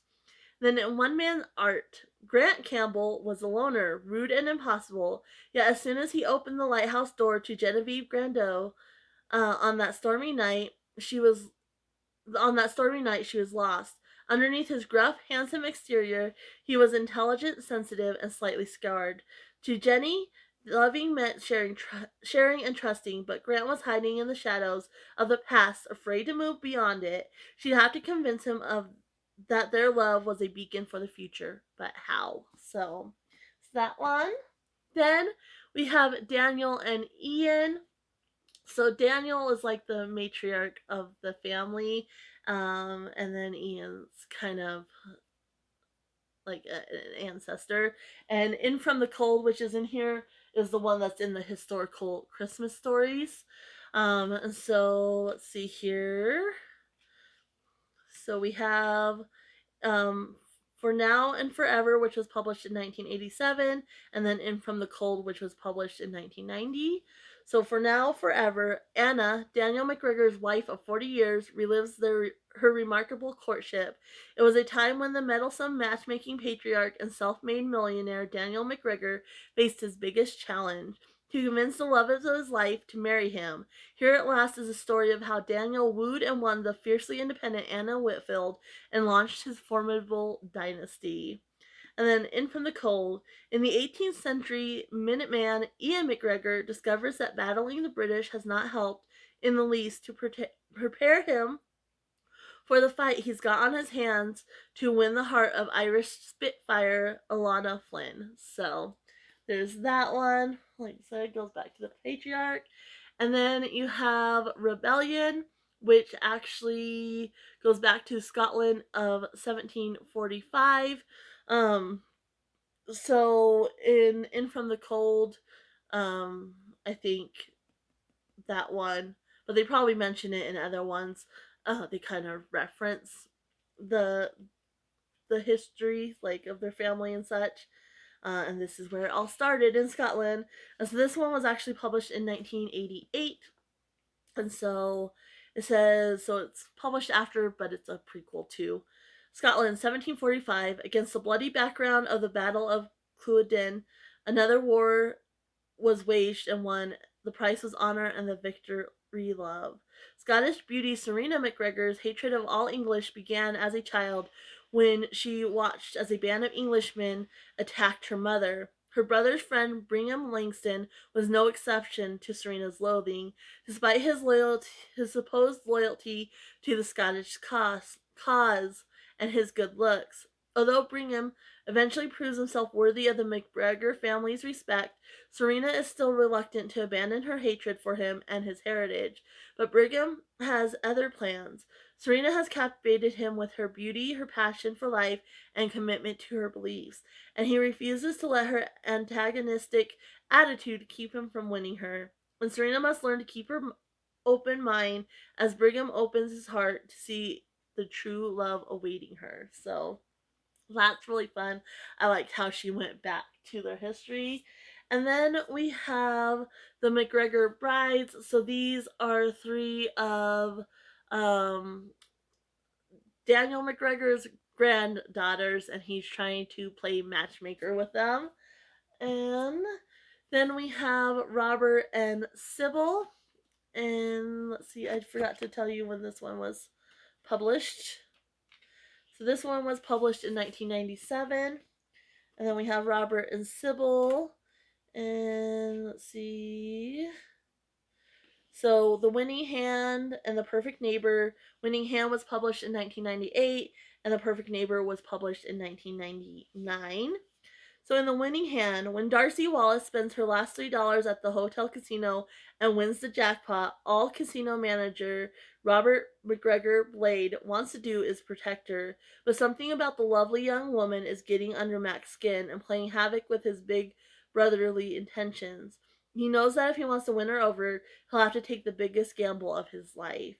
And then in Perfect Neighbor, brooding loner Preston McQuinn's new apartment, like his life, is just the way he prefers it, dark and empty. But when sunny Sybil Campbell comes barging into his well-ordered gloom, he can't deny a grudging fascination with his bright, bubbly neighbor. Preston thought he'd closed the door on love for good, so why is he suddenly longing to open up his heart and to his incredibly perfect neighbor? So, there's that. And then we have the McGregor Grooms, which is Daniel trying to set up his grandsons. And this was published in 1998. So there's that. And then, like I said, historical Christmas stories. We have In From the Cold, which was the repeat. And then you also have Miracle of the Heart and Christmas at Bitter Creek. Miracle of the Heart is by Patricia Potter. And then Christmas at Bitter Creek is by Ruth Langan. And they were both published in 1990 as well. So there are those. And now we are going to I'm going to take a break, put these away, get some water, and I will be right back to finish the last set of stacks with you guys. All right, so we are back. We're going to run through the final set of books, have the last little bit of like series, anthologies with multiple publications, and then we're going to jump over and do all my standalone paperbacks, and that will finish this out. I'll try to be as quick as possible since we've been going for quite a while, and if you're still here, thank you for sticking with me. I love nothing more than talking about these books, so I'm glad you are my willing audience. But let's get started with this last little bit. So first up, we have Brazen Virtue and Sacred Sins. This is kind of a duology. I don't think it's like fully a series. I think they're more companion novel, like put together because of theme. But Sacred Sins is technically the first book. And so this one was published in 1987. And let's see here. It says there was no escaping the sizzling heat of the Washington summer or the twisted ministry of the priest, a madman who is strangling slender, pretty blondes with the white silk scarf of a priest, leaving notes that forgive his victims. But it's the flame of white-hot passion that is giving Tess Court and Ben Paris real trouble, two professionals who can't quite keep a professional distance from each other. Tess Court, the top-notch shrink assigned to the case by the mayor, is slender, pretty, and blonde. Ben Paris, a magnetic police sergeant in charge of the investigation, is unable to resist her. But someone else has his eyes on Tess, someone who dreams of saving her, of cleansing her soul with his special brand of absolution in the hot, still night. So I've never read this one because it's one that I did not have, and so I had to pick up. And yeah, sounds kind of interesting. So there's that one. And then Brazen Virtue. It was funny because I was reading the synopsis for this one and I was like, that sounds really familiar. I was like, that seems really similar to a movie I just watched. It's because the movie's based on this. It's called Brazen. It stars Alyssa Milano. It's on Netflix. It was actually a pretty good movie. So if you're interested in the synopsis of this, you might check out the movie too. But this one says, and let me actually tell you when it was published. This one was published in 1988. So, after a demanding book tour, superstar mystery novelist Grace McCabe decides to visit her sister Kathleen, who's embroiled in a custody battle after a bitter divorce. Arriving in D.C., Grace is shocked to find Kathleen living in a rundown neighborhood and hoping to afford a hotshot lawyer, supplementing her meager teacher salary by moonlighting as a phone sex operator.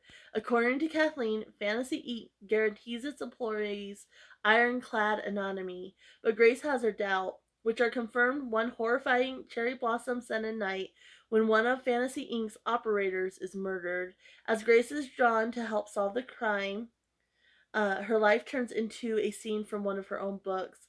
Yet, as one of her biggest fans, investigator Ed Jackson warns her this isn't fiction. Real people die, and Grace could be next, where she's setting a trap for a killer more twisted than anything she could imagine, and not even Ed may be able to protect her from a rendezvous with lust and death. So, that one sounds fun. Again, I don't think I must have read it because the spine's cracked, but I don't really remember reading it, but the movie was really good. So next up we have Love by Design, which has 2 books, and then we have Lawless, and all these books go together. So up first you have Loving Jack, which was published in 1989, and Best Laid Plans, which was also published in 1989. So Loving Jack. Somehow her own fictional brooding hero had turned up in person right under her own roof. And now all romance writer Jackie McNamara had to do was convince stubborn Nathan Powell that happily ever after began at home and in her arms. And Best Laid Plans. She was the sexiest thing in a hard hat that architect Cody Johnson had ever seen. But structural engineer Abra Wilson also had a will as strong as a steel girder and just about as flexible. But Cody had plans for Abra that not even the spirited beauty could resist. And then in Lawless, this is the book that Jackie McNamara was writing in Loving Jack. She wrote the book, which is one of my favorites, so I'm really glad she did. So this one was published in 1989. And it says, half Apache and all man, Jake Redmond was more than a match for the wild Arizona territory. Sarah Conway, on the other hand, was an Eastern lady who belonged anywhere else but on the rugged land Jake loved. Still, the stubborn beauty was determined to make Lone Bluff her home. Though Jake was annoyed to find himself playing guardian angel to this tantalizing innocent, he was even more disgusted to find he liked it. Because beneath Sarah's ladylike demeanor beat the heart of a true pioneer, a woman he yearned to make his own. So there's that one. And then next up, we have kind of a group that goes together. So this one actually has a duplicate that goes with this series here. They're a pair of duologies. You have Celebrity Chef, I think, and then I think it's Celebrity Magazine or something like that. So one has to do with chefs and one has to do like with magazines and um such. So, like I said, this one has a duplicate that goes along with it. That's why it's right here. But the other book in this one that I needed to get is called Impulse. And I just recently hauled this. So I have not read Impulse. Impulse was published in 1989. And it says, for once in her life, Rebecca Malone has decided to follow her impulses. After quitting her job and selling all of her belongings, she heads to Greece in search of adventure. So when a sexy local restaurant owner pursues her, she can't resist playing the role of a sophisticated, well-traveled woman. But falling in love with Stefan Nicodemus was not part of the plan. Now she'll have to find the way to break the news of her true identity without also breaking his heart. So, and then the book's called Something New that has both those. And then we have Summer Desserts, which is part of the Chef one. This one was published in 1985. So it says, could a cordon bleu chef be a junk food addict? The more Blake Cochran learned about Summer Linden, dessert chef extraordinaire, the more intrigued he became, and the more determined he was to hire her. Blake wanted the best, and Summer looked extremely good to him. Her superb credentials were icing on the cake. Summer was accustomed to traveling around the world, creating the perfect ending to perfect meals, but Blake had a unique appeal. Summer found herself responding to the challenge both professionally and personally. For the first time, Summer was planning a meal from start to finish and creating a perfect ending all her own. So there is that one. And then in this one, we have the duplicate, which is Lessons Learned. And that one was published in 1986. And so it says Carl Franconi embodied everything that Juliet Trent avoidant and a client. He was arrogant, seductive, passionate, and entirely too charming. But Juliet prided herself on being the consummate professional. Surely she could resist the famous chef, even if they were going to be spending every waking minute together, even if Carlo was looking at her like a fine dish he just couldn't wait to taste. And then as part of I think, the magazine duology, we have Second Nature, which was published in 1985. It says Lee Radcliffe got the scoops that no one else did. The interviews nobody could score, like best-selling horror writer and notorious recluse Hunter Brown. But she never expected that when she met the rugged, intense author, she'd be the one getting all the hard questions and revealing more of herself than she ever dared, or that he would show her a different way to live and ultimately to love. And then the second one that goes along with that one is One Summer, and this one was published, let's see here, I'll tell you, in 1986. So it says the assignment, a fabulous coast-to-coast photo tour of the USA. The problem, straight-shooting photojournalist Jay Colby didn't believe in unity. He always worked alone. The catch, if he wanted this job, he'd have to spend the summer with Brian Mitchell, a sexy society photographer who was as great a temptation as the assignment itself. So, that is those ones. I'm just going to slide them on over there. And then next is a duology. This is one of my favorites. It's very different from a lot of her other books, and it has time travel, which I really enjoy. So this is called Time and Again. It has Time Was and Times Change. Time was published in 1989 and Times Change in 1990. So it says, Time was. Stranded in the present, time traveler Caleb Hornblower's biggest problem wasn't returning to the 23rd century. It was falling in love with the beguiling Liberty Stone, who showed him a love more powerful than time itself. Though he belonged in the future, how could he leave the past and liberty behind? And then in Times Change, cynical Jacob Hornblower had followed his brother Caleb into the past, hoping to lure him back home. But his mission was soon forgotten when he found himself captivated by Liberty's Spitfire sister, Sunny. Can a man who's down in love understand the truly timeless power of the human heart? So that is that one. And then we have here, which this one, I already talked about one of the duplicates. I think it was in Mysterious or Suspicious, I can't remember which one. But we have 3 Night Tales books. So you have Night Shield, Night Moves, and then we have Nightshade and Night Smoke. And the first one in the little series is Night Shift and Night Shadow. Went backwards there. So this one, let's see here. So Night Shift was published in 1990 and Night Shadow in 1991.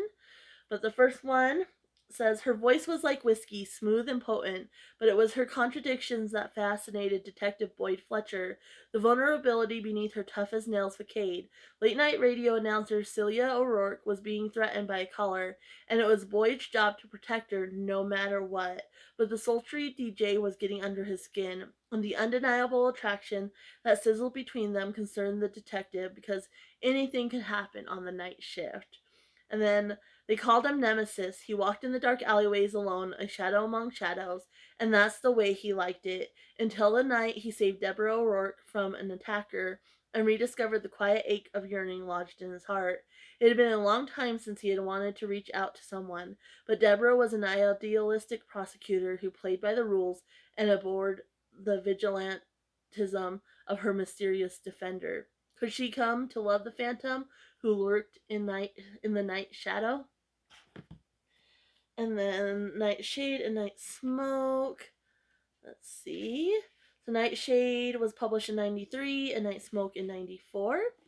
The moment her eyes locked on Colt Nightshade, she knew he was trouble, but Lieutenant Athea Grayson prided herself on being in control, and she wouldn't let her new partner ruin that.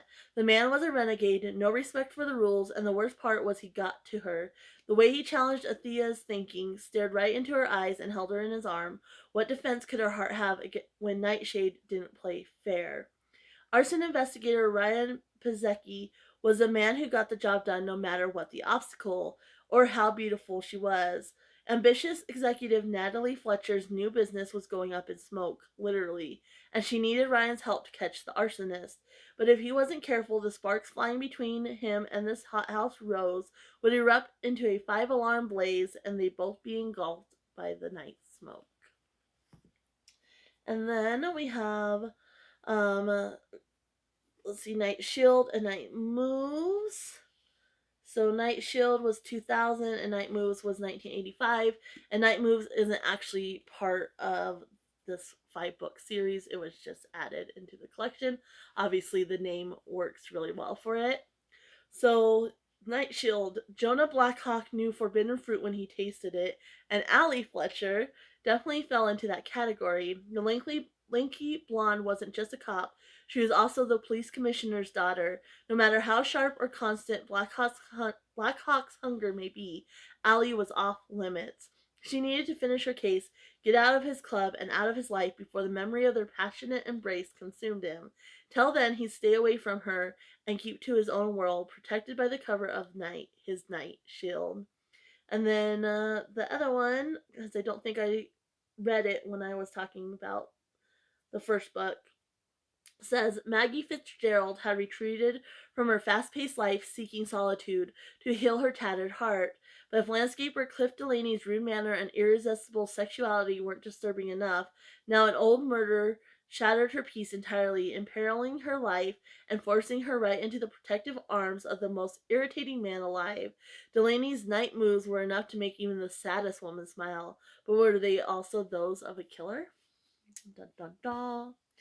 Then we have Dangerous, which has 3 different books in it. And let's see here. So we have Risky Business, which was published in 1986. Storm Warning was published in 1984.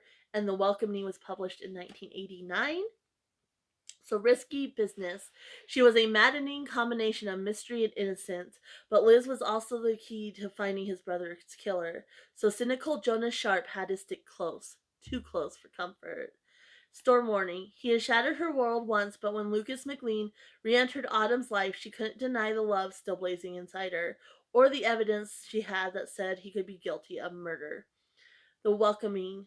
He never known the warmth of a home until he found his way into Charity's Inn and into her arms.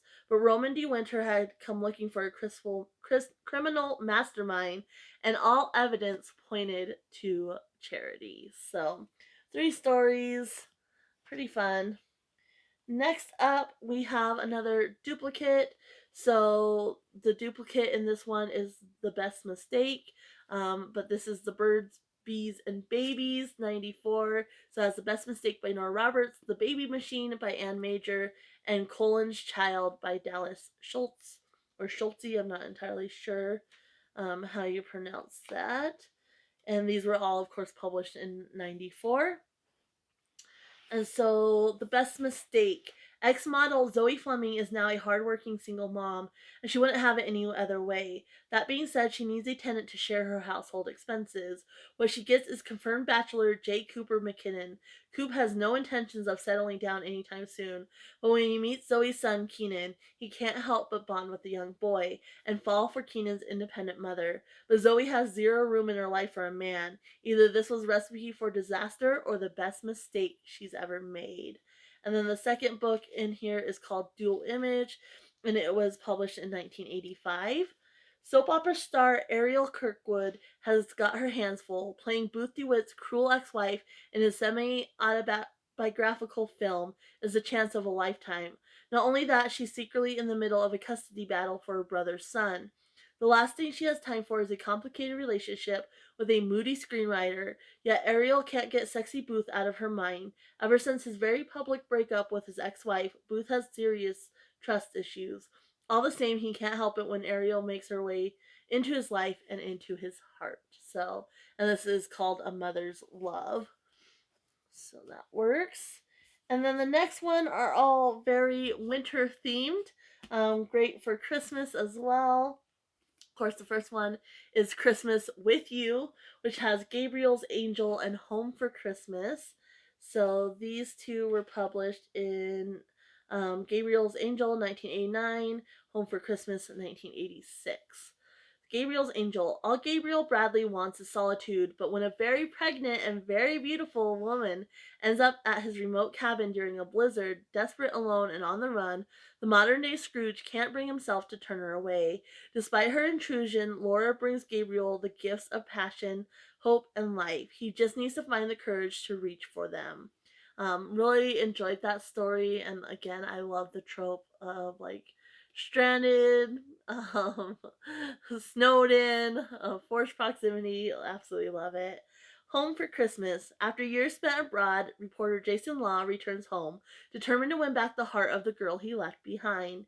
It's going to take all his skills and then some to convince Faith Monroe that he's the man for her. But when it comes to love, forgiveness doesn't come so easily, and he's not the only one who's made mistakes. Can Jason and Faith settle their past and find the future they always dreamed of? Kind of a second chance romance there.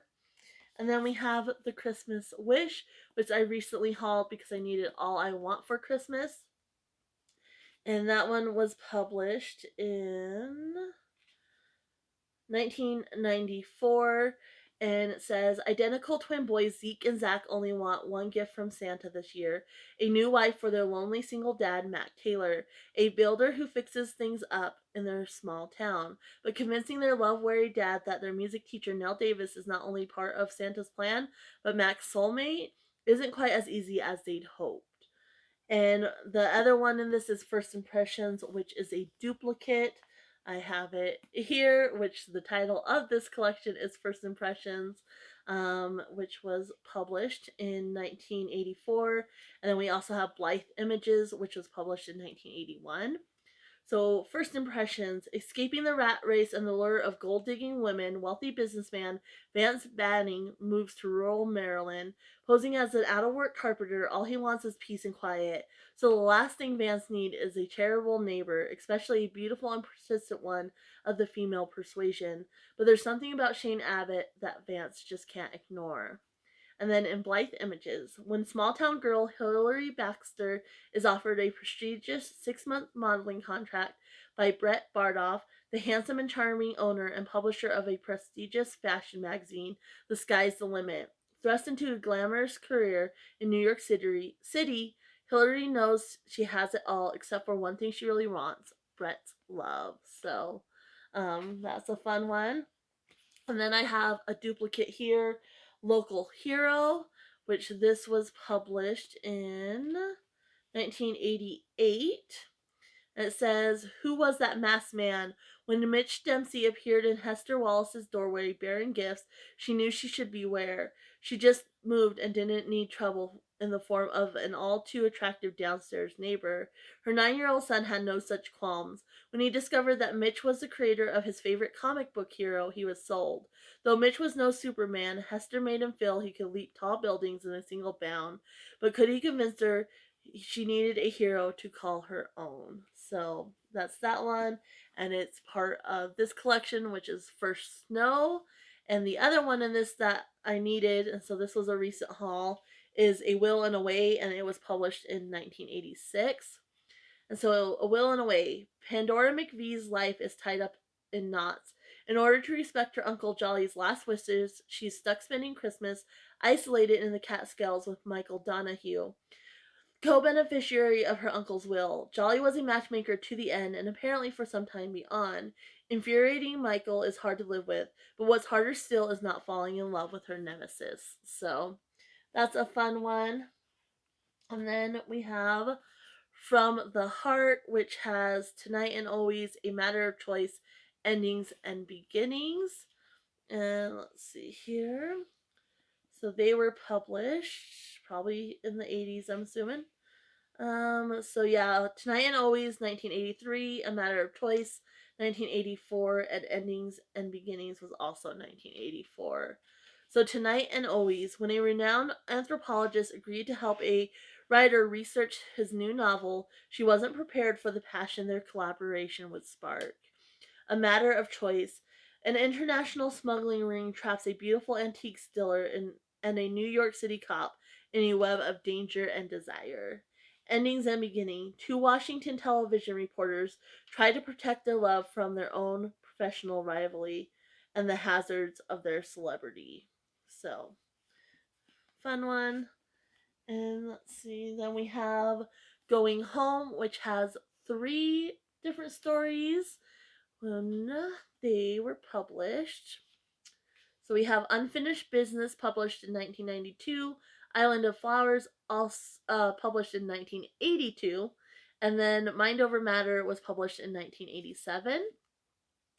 Unfinished Business. She wanted answers from her estranged mother and went home to find them. But Vanessa Sexton also found Brady Tucker, the man who once broken her heart and still left her breathless. And then Island of Flowers is also one that I particularly enjoy. Innocent Lane Simmons journeyed to Hawaii to get to know the father she hadn't seen in years.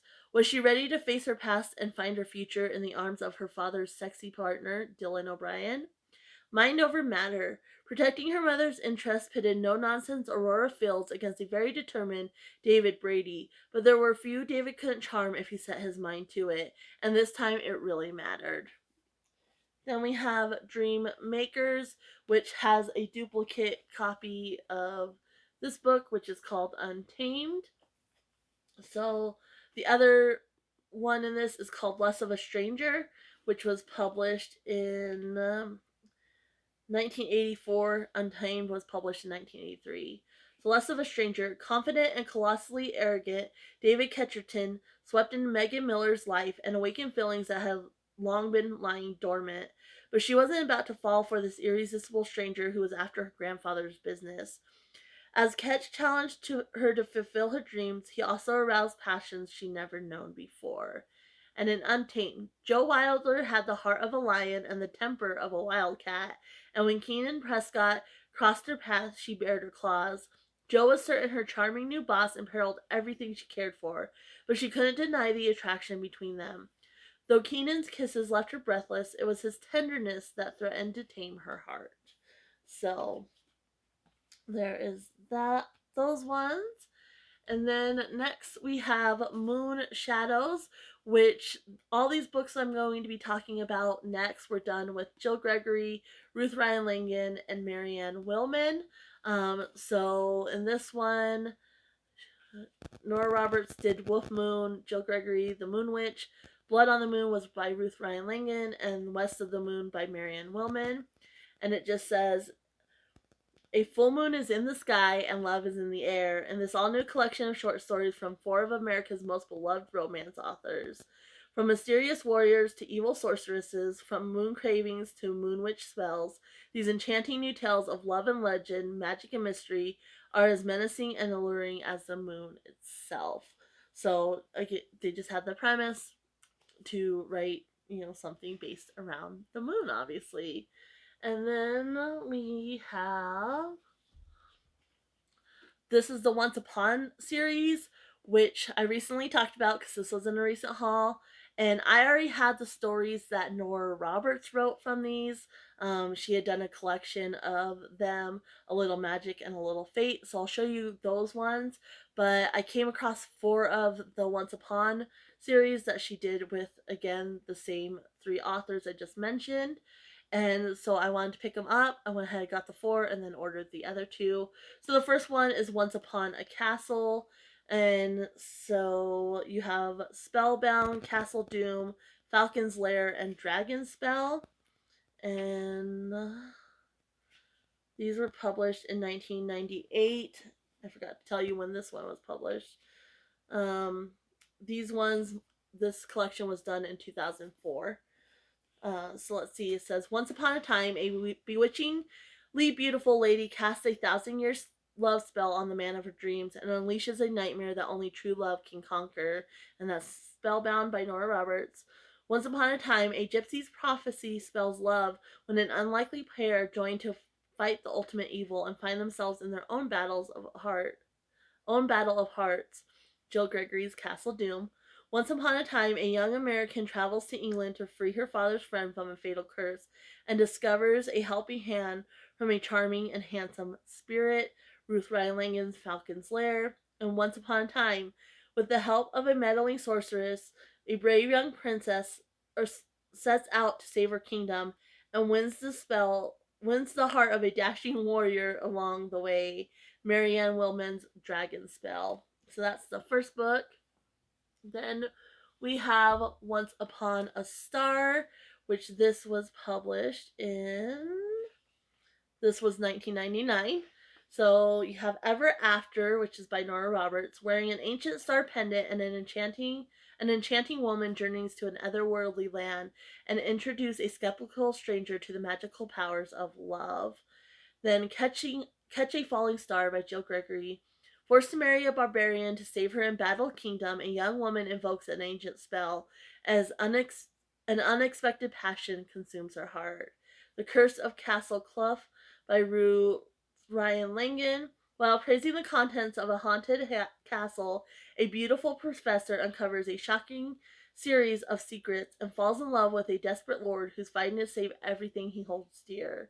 Starry, Starry Night by Marianne Wilman. Rescued by a mysterious man on a stormy night, a lovely lady is drawn into the tragedies of the past and finds true love always stands the test of time. Next, we have Once Upon a Dream, and these were published in 2000, so they were doing it every year. So, In Dreams by Nora Roberts. Drawn to a castle in the forest of Ireland, a beautiful young woman becomes a link to a stranger's past and the curse that has trapped him forever in the eternity of his own dreams. The Sorcerer's Daughter, Jill Gregory by Jill Gregory. The fate of a captive wizard depends on his lovely daughter and the intentions of a spellcast adventurer who dreams of a priceless treasure and a love that could be the greatest reward of all. The Enchantment by Ruth Ryan Langan. In an abandoned estate on a storm-swept night, two strangers seek refuge only to discover that their most elusive dreams of romance are as enchanted and as real as true love itself. And then The Bridge of Sighs by Marianne Wilman. While visiting Venice, an American art appraiser becomes haunted by dreams of a lonely young girl, a vision that illuminates a tragic past and a future of endless love. And next is Once Upon a Rose. So this one, they were published in 2001. So you have Winter Rose by Nora Roberts. On a remote island cursed with eternal winter, a young queen heals a wounded soldier and warms her heart with the joys of true love. The Rose and the Sword by Jill Gregory. An exiled princess's last hope for recovering her lost kingdom lies within the embittered prince she is pledged to marry, a man as impossible as he is irresistible. The Roses of Glenross, Ruth Ryan Langwin. Sheltered in an abbey in a war-torn Scotland, a lonely lass tends a haunted rose garden, while a heroic soldier basks in the pure glow of her love. The Fairish Rose by Marianne Wilman. Embarking on a dangerous quest to win the hand of a princess, a bold warrior falls for the one woman who has the power to save his life and hold his heart. There's that one. Then we have one of my favorite covers, Once Upon a Kiss. And so this was probably 2002, I'm assuming. Yep. And so A World Apart by Nora Roberts. A ravishing medieval demon slayer arrives in 21st century New York to brave a strange new world and a man who will be her destiny. Impossible by Jill Gregory. The battle between two warring families becomes a battle of the sexes when a bewitching beauty finds herself kidnapped by her sworn enemy. Sealed with a Kiss by Ruth Ryan Langan. Her father may have given her hand in marriage to a fearsome warlord, but it's his trusted warrior who captures her heart. Kiss Me Kate by Marianne Wilman. A lovely American inherits an English manor. Her dreams of romance when a lovely American inherits an English manor, her dreams of romance come true when she meets an enchanted prince. But is he her one true love? Oh, I don't know until we read it, right? And then the last one is Once Upon a Midnight, which was 2003. And so you have The Witching Hour, of course, by Nora Roberts. A kingdom is plagued by tragedy until a wizard's god spell brings forth courageous and beautiful young woman who must follow her heart in love and follow her destiny in battle. Mirror, Mirror by Jill Gregory. A healer sworn to protect the heir to a troubled kingdom must rely on a wounded knight and a magic mirror for assistance. Dream Lover by Ruth Ryan Langan. On a business trip to Scotland, a young American disillusioned by love gets swept up by the romance of the Highlands and by the charms of a perfect stranger. And then you have Midnight Country by Marianne Wilman. An American researching her family history in Europe stumbles upon an enchanting chateau and its enigmatic master who is convinced she is the key to a terrible curse. So that's the final in the Once Upon series.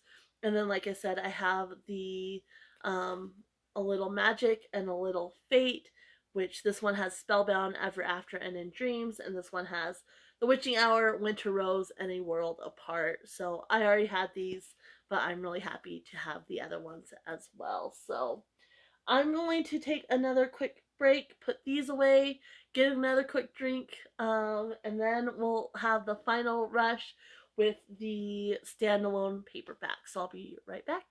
All right, we have the final countdown here. So these are all my paperback standalones. So we'll try to fly through them since we've been here for quite a while. First up is Black Hills, and this one was published in 2009. And this one, let's see here, I'll tell you. So you have Cooper Sullivan spent the summers of his youth on his grandparents' South Dakota ranch, sharing innocent games and stolen kisses with the neighbor girl Lil Chance. Now, after 12 years, they 12 years after they last walked together hand in hand, fate has brought them back to Black Hills.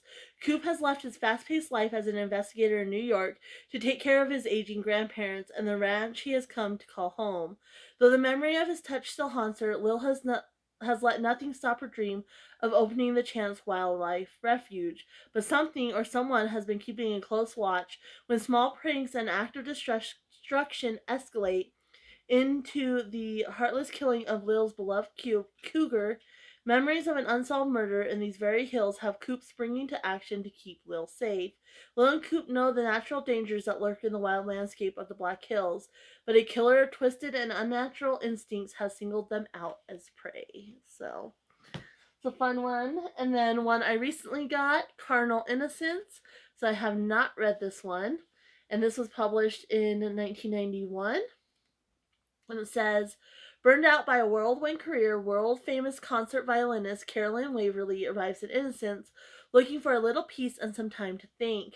She hopes that her late grandmother's house, the one with a covered porch made just for soft summer nights, will provide the tranquility she needs. But Innocence has something else to offer Carolyn. Handsome, charming Tucker Longstreet.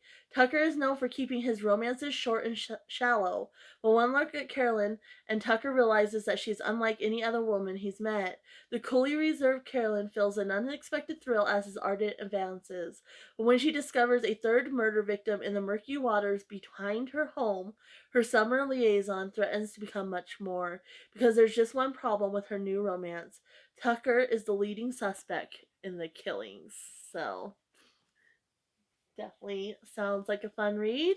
Then we have Carolina Moon, which this one was published in, let's see, 2000. So this one, you have Tori Bodine grew up in South Carolina in a small rundown house where her father ruled with an iron fist and a leather belt, and where her dreams and talents had no room to flourish. But she had Hope, who lived in the big house just a short skip away, and whose friendship allowed Tori to be something she wasn't allowed to be at home, a child. After young Hope's brutal murder unsolved to this day, Tori's life began to fall apart, and now as she returns to her hometown with plans to settle in and open a stylish home design shop, she is determined to find a measure of peace and free herself from the haunting visions of the past. As she forges a new bond with Cade Lavelle, Hope's older brother, and the heir to the family fortune, she isn't sure whether the tragic loss they share will unite them or drive them apart, but she is willing to open her heart just a little and try.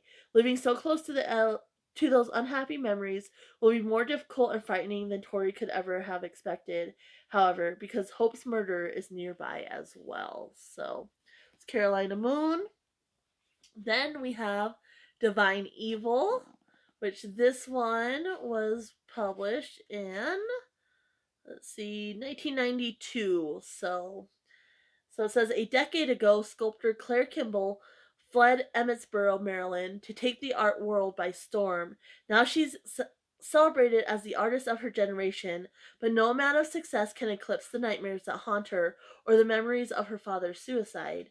Just as her star is shining brighter than ever, Claire leaves it all behind to face her demons. Emmitsboro's Sheriff Cameron Rafferty loved Claire from afar all through high school. Now that she's back, they form a bond that grows stronger each day, fueled by an attraction that has been simmering for years. But Claire's past soon rises up with a vengeance, rocking the town with a sinister murder that is clearly linked to her return. As an investigation gets underway, Claire and Cameron will learn that evil can linger anywhere, even in those you love and trust the most. But it's a discovery that may come too late to save them. So, that is that one. Then we have From This Day.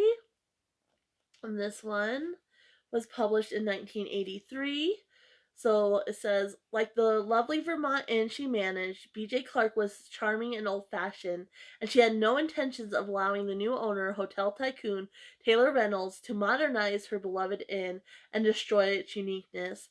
Taylor lived a fast paced life of high tech surroundings and a sleek, sophisticated women, but his fascination with this innocent enchantress made him long to live in BJ's arms from this day until forever. I remember reading this one, and BJ's character, she's just so quirky. I really enjoyed her character and kind of the atmosphere of this book. It was really, really good. So, Hush. Let's see. Boobaloo. The dogs can stop barking. So next we have Genuine Lies, which was another one that I recently come in. No, you can't come over here. You'll knock books over. You can come up here though. There you go. Excuse Boo Boo here. So next, Genuine Lies, which is another one I recently got so I can complete the collection. And it had two different covers, but I chose this one because I like the gold. I like the shiny. So this one was published in 1991. If you knock over my books, I'm not going to be happy, ma'am. So you have Eve Benedict is the last of the movie goddesses, a smoky voiced sex symbol with 2 Oscars, 4 ex-husbands, and a legion of lovers to her name. There is no secret, no scandal she doesn't know. Now Eve has decided to write her memoirs, no holds bar. All Hollywood begs her not to, but Eve has her reasons. Julia Summers is the biographer Eve has handpicked to tell her story. Transported from her quiet life in Connecticut to glitzy Beverly Hills, Julia hates the limelight but loves her work and the home it built for her 10-year-old son she's raising alone. How can she refuse this chance of a lifetime? But Eve's elegantly sexy stepson, Paul Winthrop, will challenge Eve's determination to tell her story, and Julia's resolve to guard her heart. And as Julia learns just how far Eve's enemies will go to keep her book from publication, she also discovers that Eve has one last dark secret to share. It is one that will change Julia's life and cut it brutally short. So there's that one. Can you lay down? Thank you. Next, we have Her Mother's Keeper, which this one, all right, bye, boo boo, was published in 1983, was the first publication. And so this one says, once again, self-appointed guardian Gwen Lacrosse was racing to save her sweet but too trusting mother from scandal and disgrace. This time, Mama was caught in the clutches of the dastardly Luke Powers, an amorous and much younger man. But back home, things weren't quite what Gwen expected, and her traitorous thoughts keep leading her to Luke. So there's that one. Then next we have Hidden Riches. This one was published in 1994. It didn't have a synopsis on the inside, and I didn't really remember it all that well. I know I read it, but I couldn't fully remember it, so I just looked it up. So you have Dora, and she has a passion for antiques, and she has a little antique shop, and she goes to an auction and unwittingly bids on and wins a catch of priceless artifacts, and it causes her to be targeted by an international criminal. So she turns to her new neighbor, who is a cop that has turned in his badge, and his name is Jed, and she ends up putting him back in the line of fire. So I vaguely remember reading it, and I'm pretty sure I enjoyed it overall. but it's been a long time since I read this, and so I don't fully remember it. Then we have High Noon, which love the cover of that one. I really like oranges in general. And this one was published in 2007. It says Police Lieutenant Phoebe McNamara found her calling at an early age when a violently unstable man broke into her family home, trapping and terrorizing them for hours. Now she's Savannah's top hostage negotiator, and she puts her life on the line every day to defuse powder keg situations. After watching her talk one of his employees off a roof ledge, Duncan Swift is committed to keeping this intriguing take charge woman in his life. Phoebe's used to working solo, but she's finding that no amount of negotiation can keep Duncan at arm's length, especially when a man throws a hood over Phoebe's head and brutally assaults her in her own precinct house. And threatening messages begin to appear on her doorstep. With Duncan backing her up every step of the way, she is determined to establish contact with the faceless tormentor who is intent on making her a hostage to fear before she becomes the final showdown, which of course is why it's called High Noon. Then we have Homeport, and you can tell a lot of these covers are very, very similar. They didn't put a lot of effort into them, that's for sure. And this one was published in 1998. The photo copyright is 1995, but the book was published in 98. And so this one says the main air is bitterly cold when Dr. Miranda Jones arrives at her family home after a busy lecture tour. But her blood turns to ice when she suddenly feels the knife against her throat. The unseen assailant steals her bag, slashes her tires, and disappears. Deeply shaken, Miranda is determined to put the experience behind her. Distraction comes when she is summoned to Italy to verify the authenticity of a Renaissance bronze of the Medici courtesan known as the Dark Lady. But instead of cementing Miranda's reputation as the leading expert in the field, the job nearly destroys it when her professional judgment is called into question. Emotionally estranged from her mother, with a brother immersed in his own troubles, Miranda has no one to turn to except Ryan Bolderi, a seductive art thief whose own agenda forces them into a reluctant alliance. Now it becomes clear that the incident in Maine was not a simple mugging, and that the Dark Lady may possess as many secrets as its beautiful namesake once did. For Miranda, forced to rely on herself and a partner who offers her both unnerving suspicion and intoxicating passion, the only way home is filled with deception, treachery, and a danger that threatens them all. I do remember enjoying this book. Um, but again, it's been a while since I read it, so it'll be fun to revisit that one and refresh myself. Next, we have Honest Illusions. Again, very similar cover. It's just kind of sad when they don't put in the effort, you know? And let's see, this one was published in 1992. So, the daughter of world renowned magician Roxy Noville has inherited her father's talents and his penchant for jewel thievery. Into this colorful world, they're playing, it's almost dinner time. Into this colorful world comes Luke Callahan, an escape artist who captures her heart and keeps secrets that could shatter all her illusions. Girls! Girls! Boo boo! Could you stop? You got a charm! Drop it! Drop it! Drop it! Drop it! He's got a charm! Alright, go have fun. But be quiet. Next up, we have Hot Ice, which this one was published in 1987. And so it says, reckless Whitney McAllister possesses all the wealth and beauty every woman dreams of. Streetwise Douglas Lord has the good looks and quick wits to be a success at his chosen profession, larceny. She has the cash and connection. He has the stolen documents leading to a fabulous hidden fortune. It is a business proposition, pure and simple. But the race to find the treasure from Manhattan to Madagascar is only part of the game, for their fierce and dangerous attraction to each other soon threatens to overwhelm them unless their merciless and shadowy rivals kill them first. Then next, this one is actually just the Nora Roberts portion of Remember When, and it's called Hot Rocks. And So this one was published, um, well, you have the copyright of 2003, which of course I think is when, remember when it was published. So, just to remind you real quick, Lane Tavish surrounds herself with antiques in her store. As for her own past, she'd rather avoid it. When that doesn't work, she has to rely on an enigmatic stranger to figure out who's chasing her and why. The answer lies in a hidden fortune that will change her life forever. So, there's that one. Then we have The Law is a Lady. And this is published in 1984, sorry. And this one, director Philip Kincaid could have sworn Victoria Ashton was smiling when she tossed him in the slammer for speeding. But as sheriff of friendly New Mexico, Tori had a job to do, and falling for an out-of-towner was out of the question.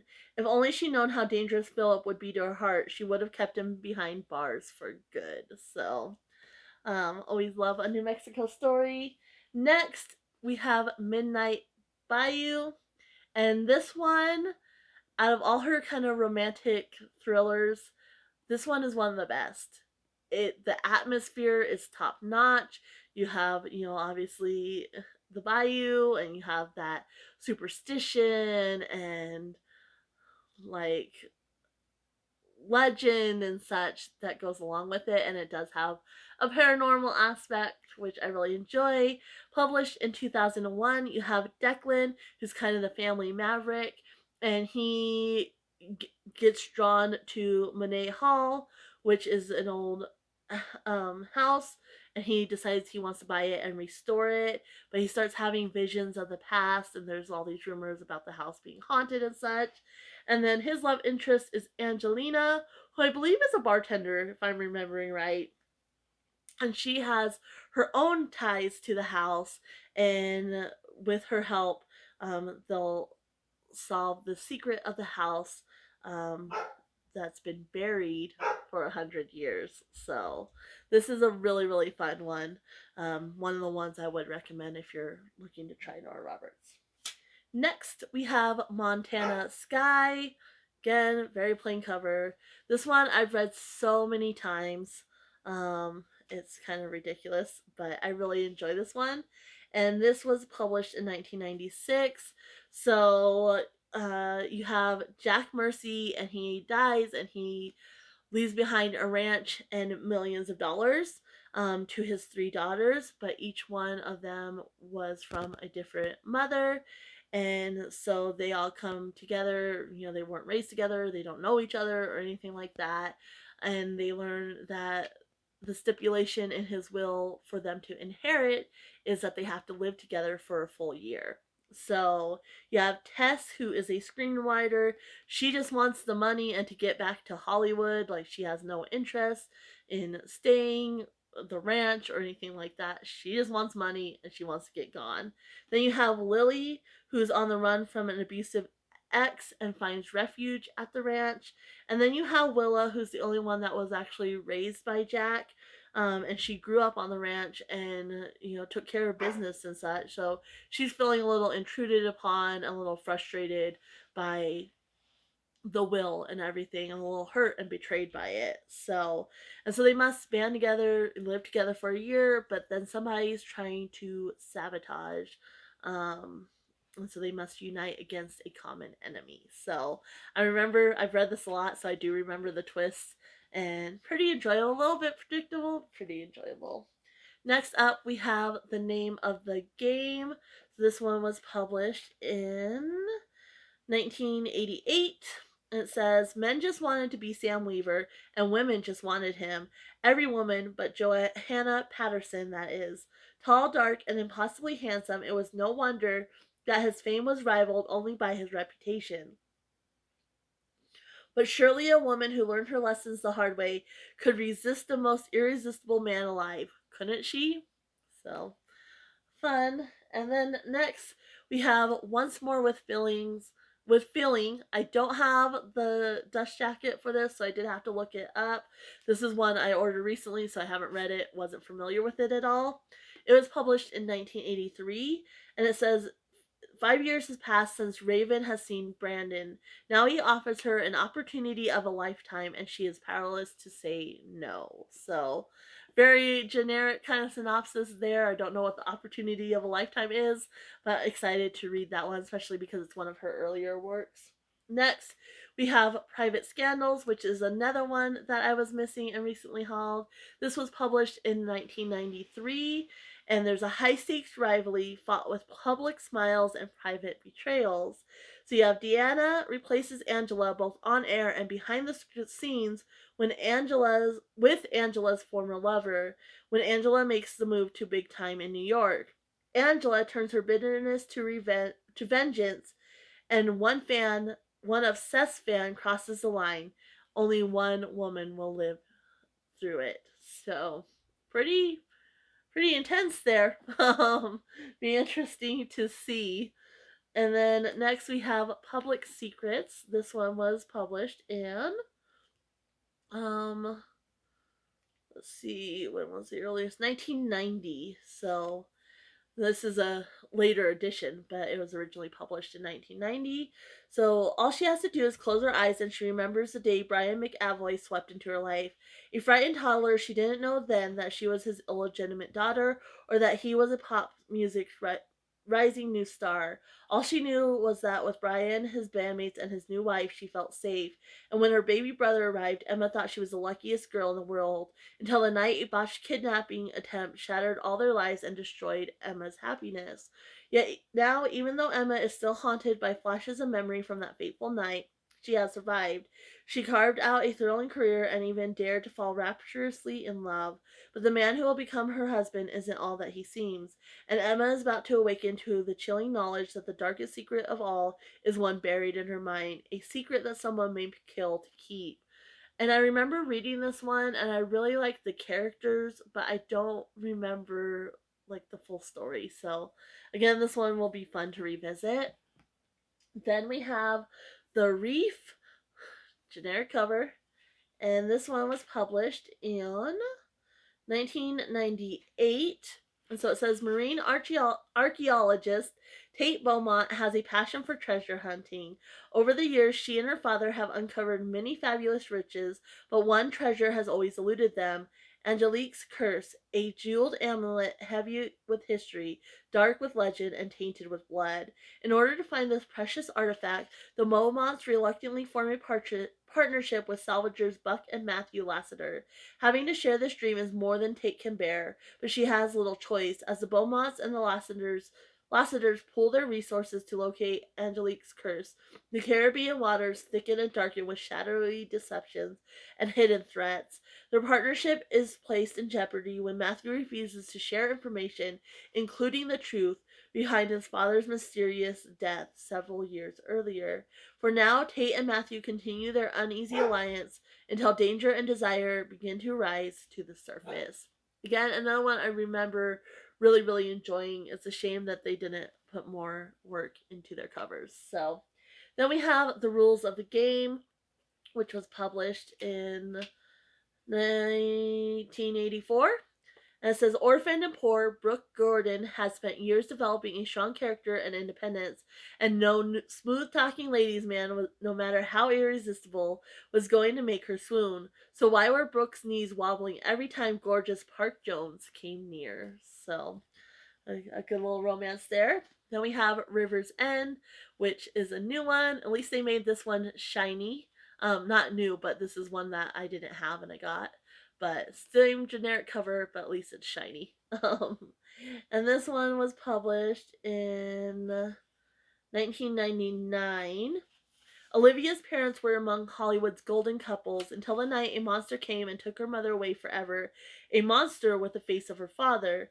Sheltered from the truth, and older Olivia only dimly recalls her night of terror, but her reoccurring nightmares make her realize she must piece together the real story. Assisted by Noah Brady, the son of the officer who found her cowering in the closet so many years before, she may have her chance. Noah wants to reconstruct the night that has become an infamous part of Hollywood history. He also wants to help Olivia and heal the longing in her lonely heart. But once the door to her past is open, there's no telling what's waiting on the other side, for somewhere not far away the monster walks again. Then we have Sanctuary, another generic cover there, and this was published in 1997. And this one, photographer Jo Ellen Hathaway thought she escaped the house called Sanctuary long ago. She spent her loneliest years there after the sudden, unexplained disappearance of her mother. Yet the sprawling resort off the Georgia coast continues to haunt her dreams, and now even more haunting are the pictures someone is sending her, strange close-up and candids, accumulating in the most shocking portrait of all, a photo of her mother, naked, beautiful, and dead. Now Jo must return to the island and to her bitterly estranged family, and with the help of one man, learn the truth about the tragic past. But Sanctuary may be the most dangerous place of all. So don't really remember reading that one. Then we have Sweet Revenge, which was published in 1988. Another one I recently picked up. And let's see, at 25, Princess Adrian lives a life most people would envy. Beautiful and elegant, she spends her days dabbling in charities and her nights floating from one glamorous gala to the next. But her pampered rich girl pose is a ruse, a carefully calculated effort to hide a dangerous truth. For 10 years, Adrian has lived for revenge. As a child, she can only watch the cruelty hidden behind the royal facade of her parents' fairy tale marriage. Though nothing will bring her legendary film star mother back, Adrian is consumed by one thought: to make her father pay. In his possession is one of the world's greatest treasures, a fabled necklace beyond price, the sun and the moon. But not for long, for Adrian has made her business to develop some unusual skills, and now she's about to take a final irreversible step. Yet, just as she's poised to taste the sweetness of her long sought revenge, she meets a man who seems to divine her every secret. Clever, charming, and enigmatic Philip Chamberlain has his own private reasons for getting close to Princess Adrian. Only when it's too late will she see the hidden danger, as she finds herself up against two formidable men with the knowledge to take her freedom, one with the knowledge to take her freedom and the other with the power to take her life. This one sounds really, really good. I'm really interested in the premise of this one, so hopefully I can get to that one soon. Then we have Temptation, which was published in 1987. Why was Eden Carbell of the Philadelphia Carbells slaving away at a summer camp for girls? Chase Elliott was mystified and intrigued when he caught the regal beauty stealing an apple from his neighboring orchard. Eden had treated him as though he were the serpent, but it was Chase who found himself succumbing to temptation. Eden had lost almost everything: her wealth, her fiance, and her trusted men, and all that remained was her partnership with the struggling camp and her pride. She was determined to succeed on her own, to prove that she needed no one, least of all her rude, overbearing neighbor. But Chase's tender touch ignited a kind of need Eden had never known before in her sheltered life, and left her longing for more. Remember reading this one, and I did enjoy it. It was a very cute, sweet romance. Next is my favorite Nora Roberts book, Three Fates. I'm actually reading this in June. And this one you have this one feels very much like one of her trilogies, but put in all into one book. Normally with her trilogies, like each book focuses on a separate couple, where this one it's all kind of intermingled and it's really fun. And this one was published in 2002. And let's see, when the Lusitania sank, one survivor became a changed man, giving up his life as a petty thief, but keeping the small silver statue he lifted, a family heirloom to future generations. Now, nearly a century later, that priceless heirloom is one of the long separated set of three has been stolen, and Malachi, Gideon, and Rebecca Sullivan are determined to recover their great great grandfather's treasure, reunite the three fates, and make their fortune. The quest will take them from their home in Ireland to Helsinki, Prague, and New York, where they will meet a brilliant scholar who will aid them in their hunt, and an ambitious woman who will stop at nothing to acquire the fates. So, this one's so good. I can't wait to read it. So, put that aside. Then we have Tribute, which this one was published in 2008. Celia McGowan, a former child star, has found a more satisfying life restoring homes. So she comes to Virginia's Shenandoah Valley to save the dilapidated farmhouse that once belonged to her grandmother, a legendary actress who died of an overdose more than 30 years ago. Plunging into the project with gusto, Celia's almost too busy and exhausted to notice her neighbor, graphic novelist Ford Sawyer. Determined not to carry on the family tradition of ill-fated romance, Celia steels herself against Ford's quirky charm, though she can't help indulging in a little fantasy. But it's reality that holds its share of dangers for Celia. A catch of unsigned letters found in the attic points to a mysterious romance in her grandmother's life, and may be the catalyst for a frightening, violent assault. And if Celia and Ford are able to sort out who is targeting her and why, she may, like her world famous grandmother, if they can't, she may, like her world famous grandmother, be cut down in the prime of her life. So, don't really remember reading this one, so it'll be interesting to revisit that one. Then we have The Villa, and this one was published in 2001. So Sophie is the pride of her clan, and a vital player in their winery. Things change when matriarch Teresa announces they are merging with the Macmillan family winery. Sophia and Tyler struggle to work together, but then business and family are struck by disturbing acts of sabotage. I really enjoyed this one because you have the generation. So you have the grandmother, and she has kind of a romance, and it's really, really fun to see that family generational aspect. Really did enjoy that one. That's all for the Nora Roberts book. I do just want to mention I do have one of her JD Robbs, which is Purity in Death. And as I mentioned, her main character with these ones are Detective Eve Dallas. It's kind of set in the future. I am going to give this one another try at some point just to see if maybe I like them, but it didn't draw me in when I was younger. But yeah, that's the last book. So that is everything. If you made it to this point, you are a VIP rock star. Thanks for hanging out with me. I hope you had a good time and kind of got a little insight into Nora Roberts, and hopefully some of these tickled your fancy and made you interested in them. If you have any questions on any of them, definitely let me know. Says some of them I haven't read, but I'm happy to answer any questions I can. If you made it this far, leave a thumbs up emoji. And yeah, I guess I'll leave you guys here. I've been talking long enough. Happy reading, everyone. Bye.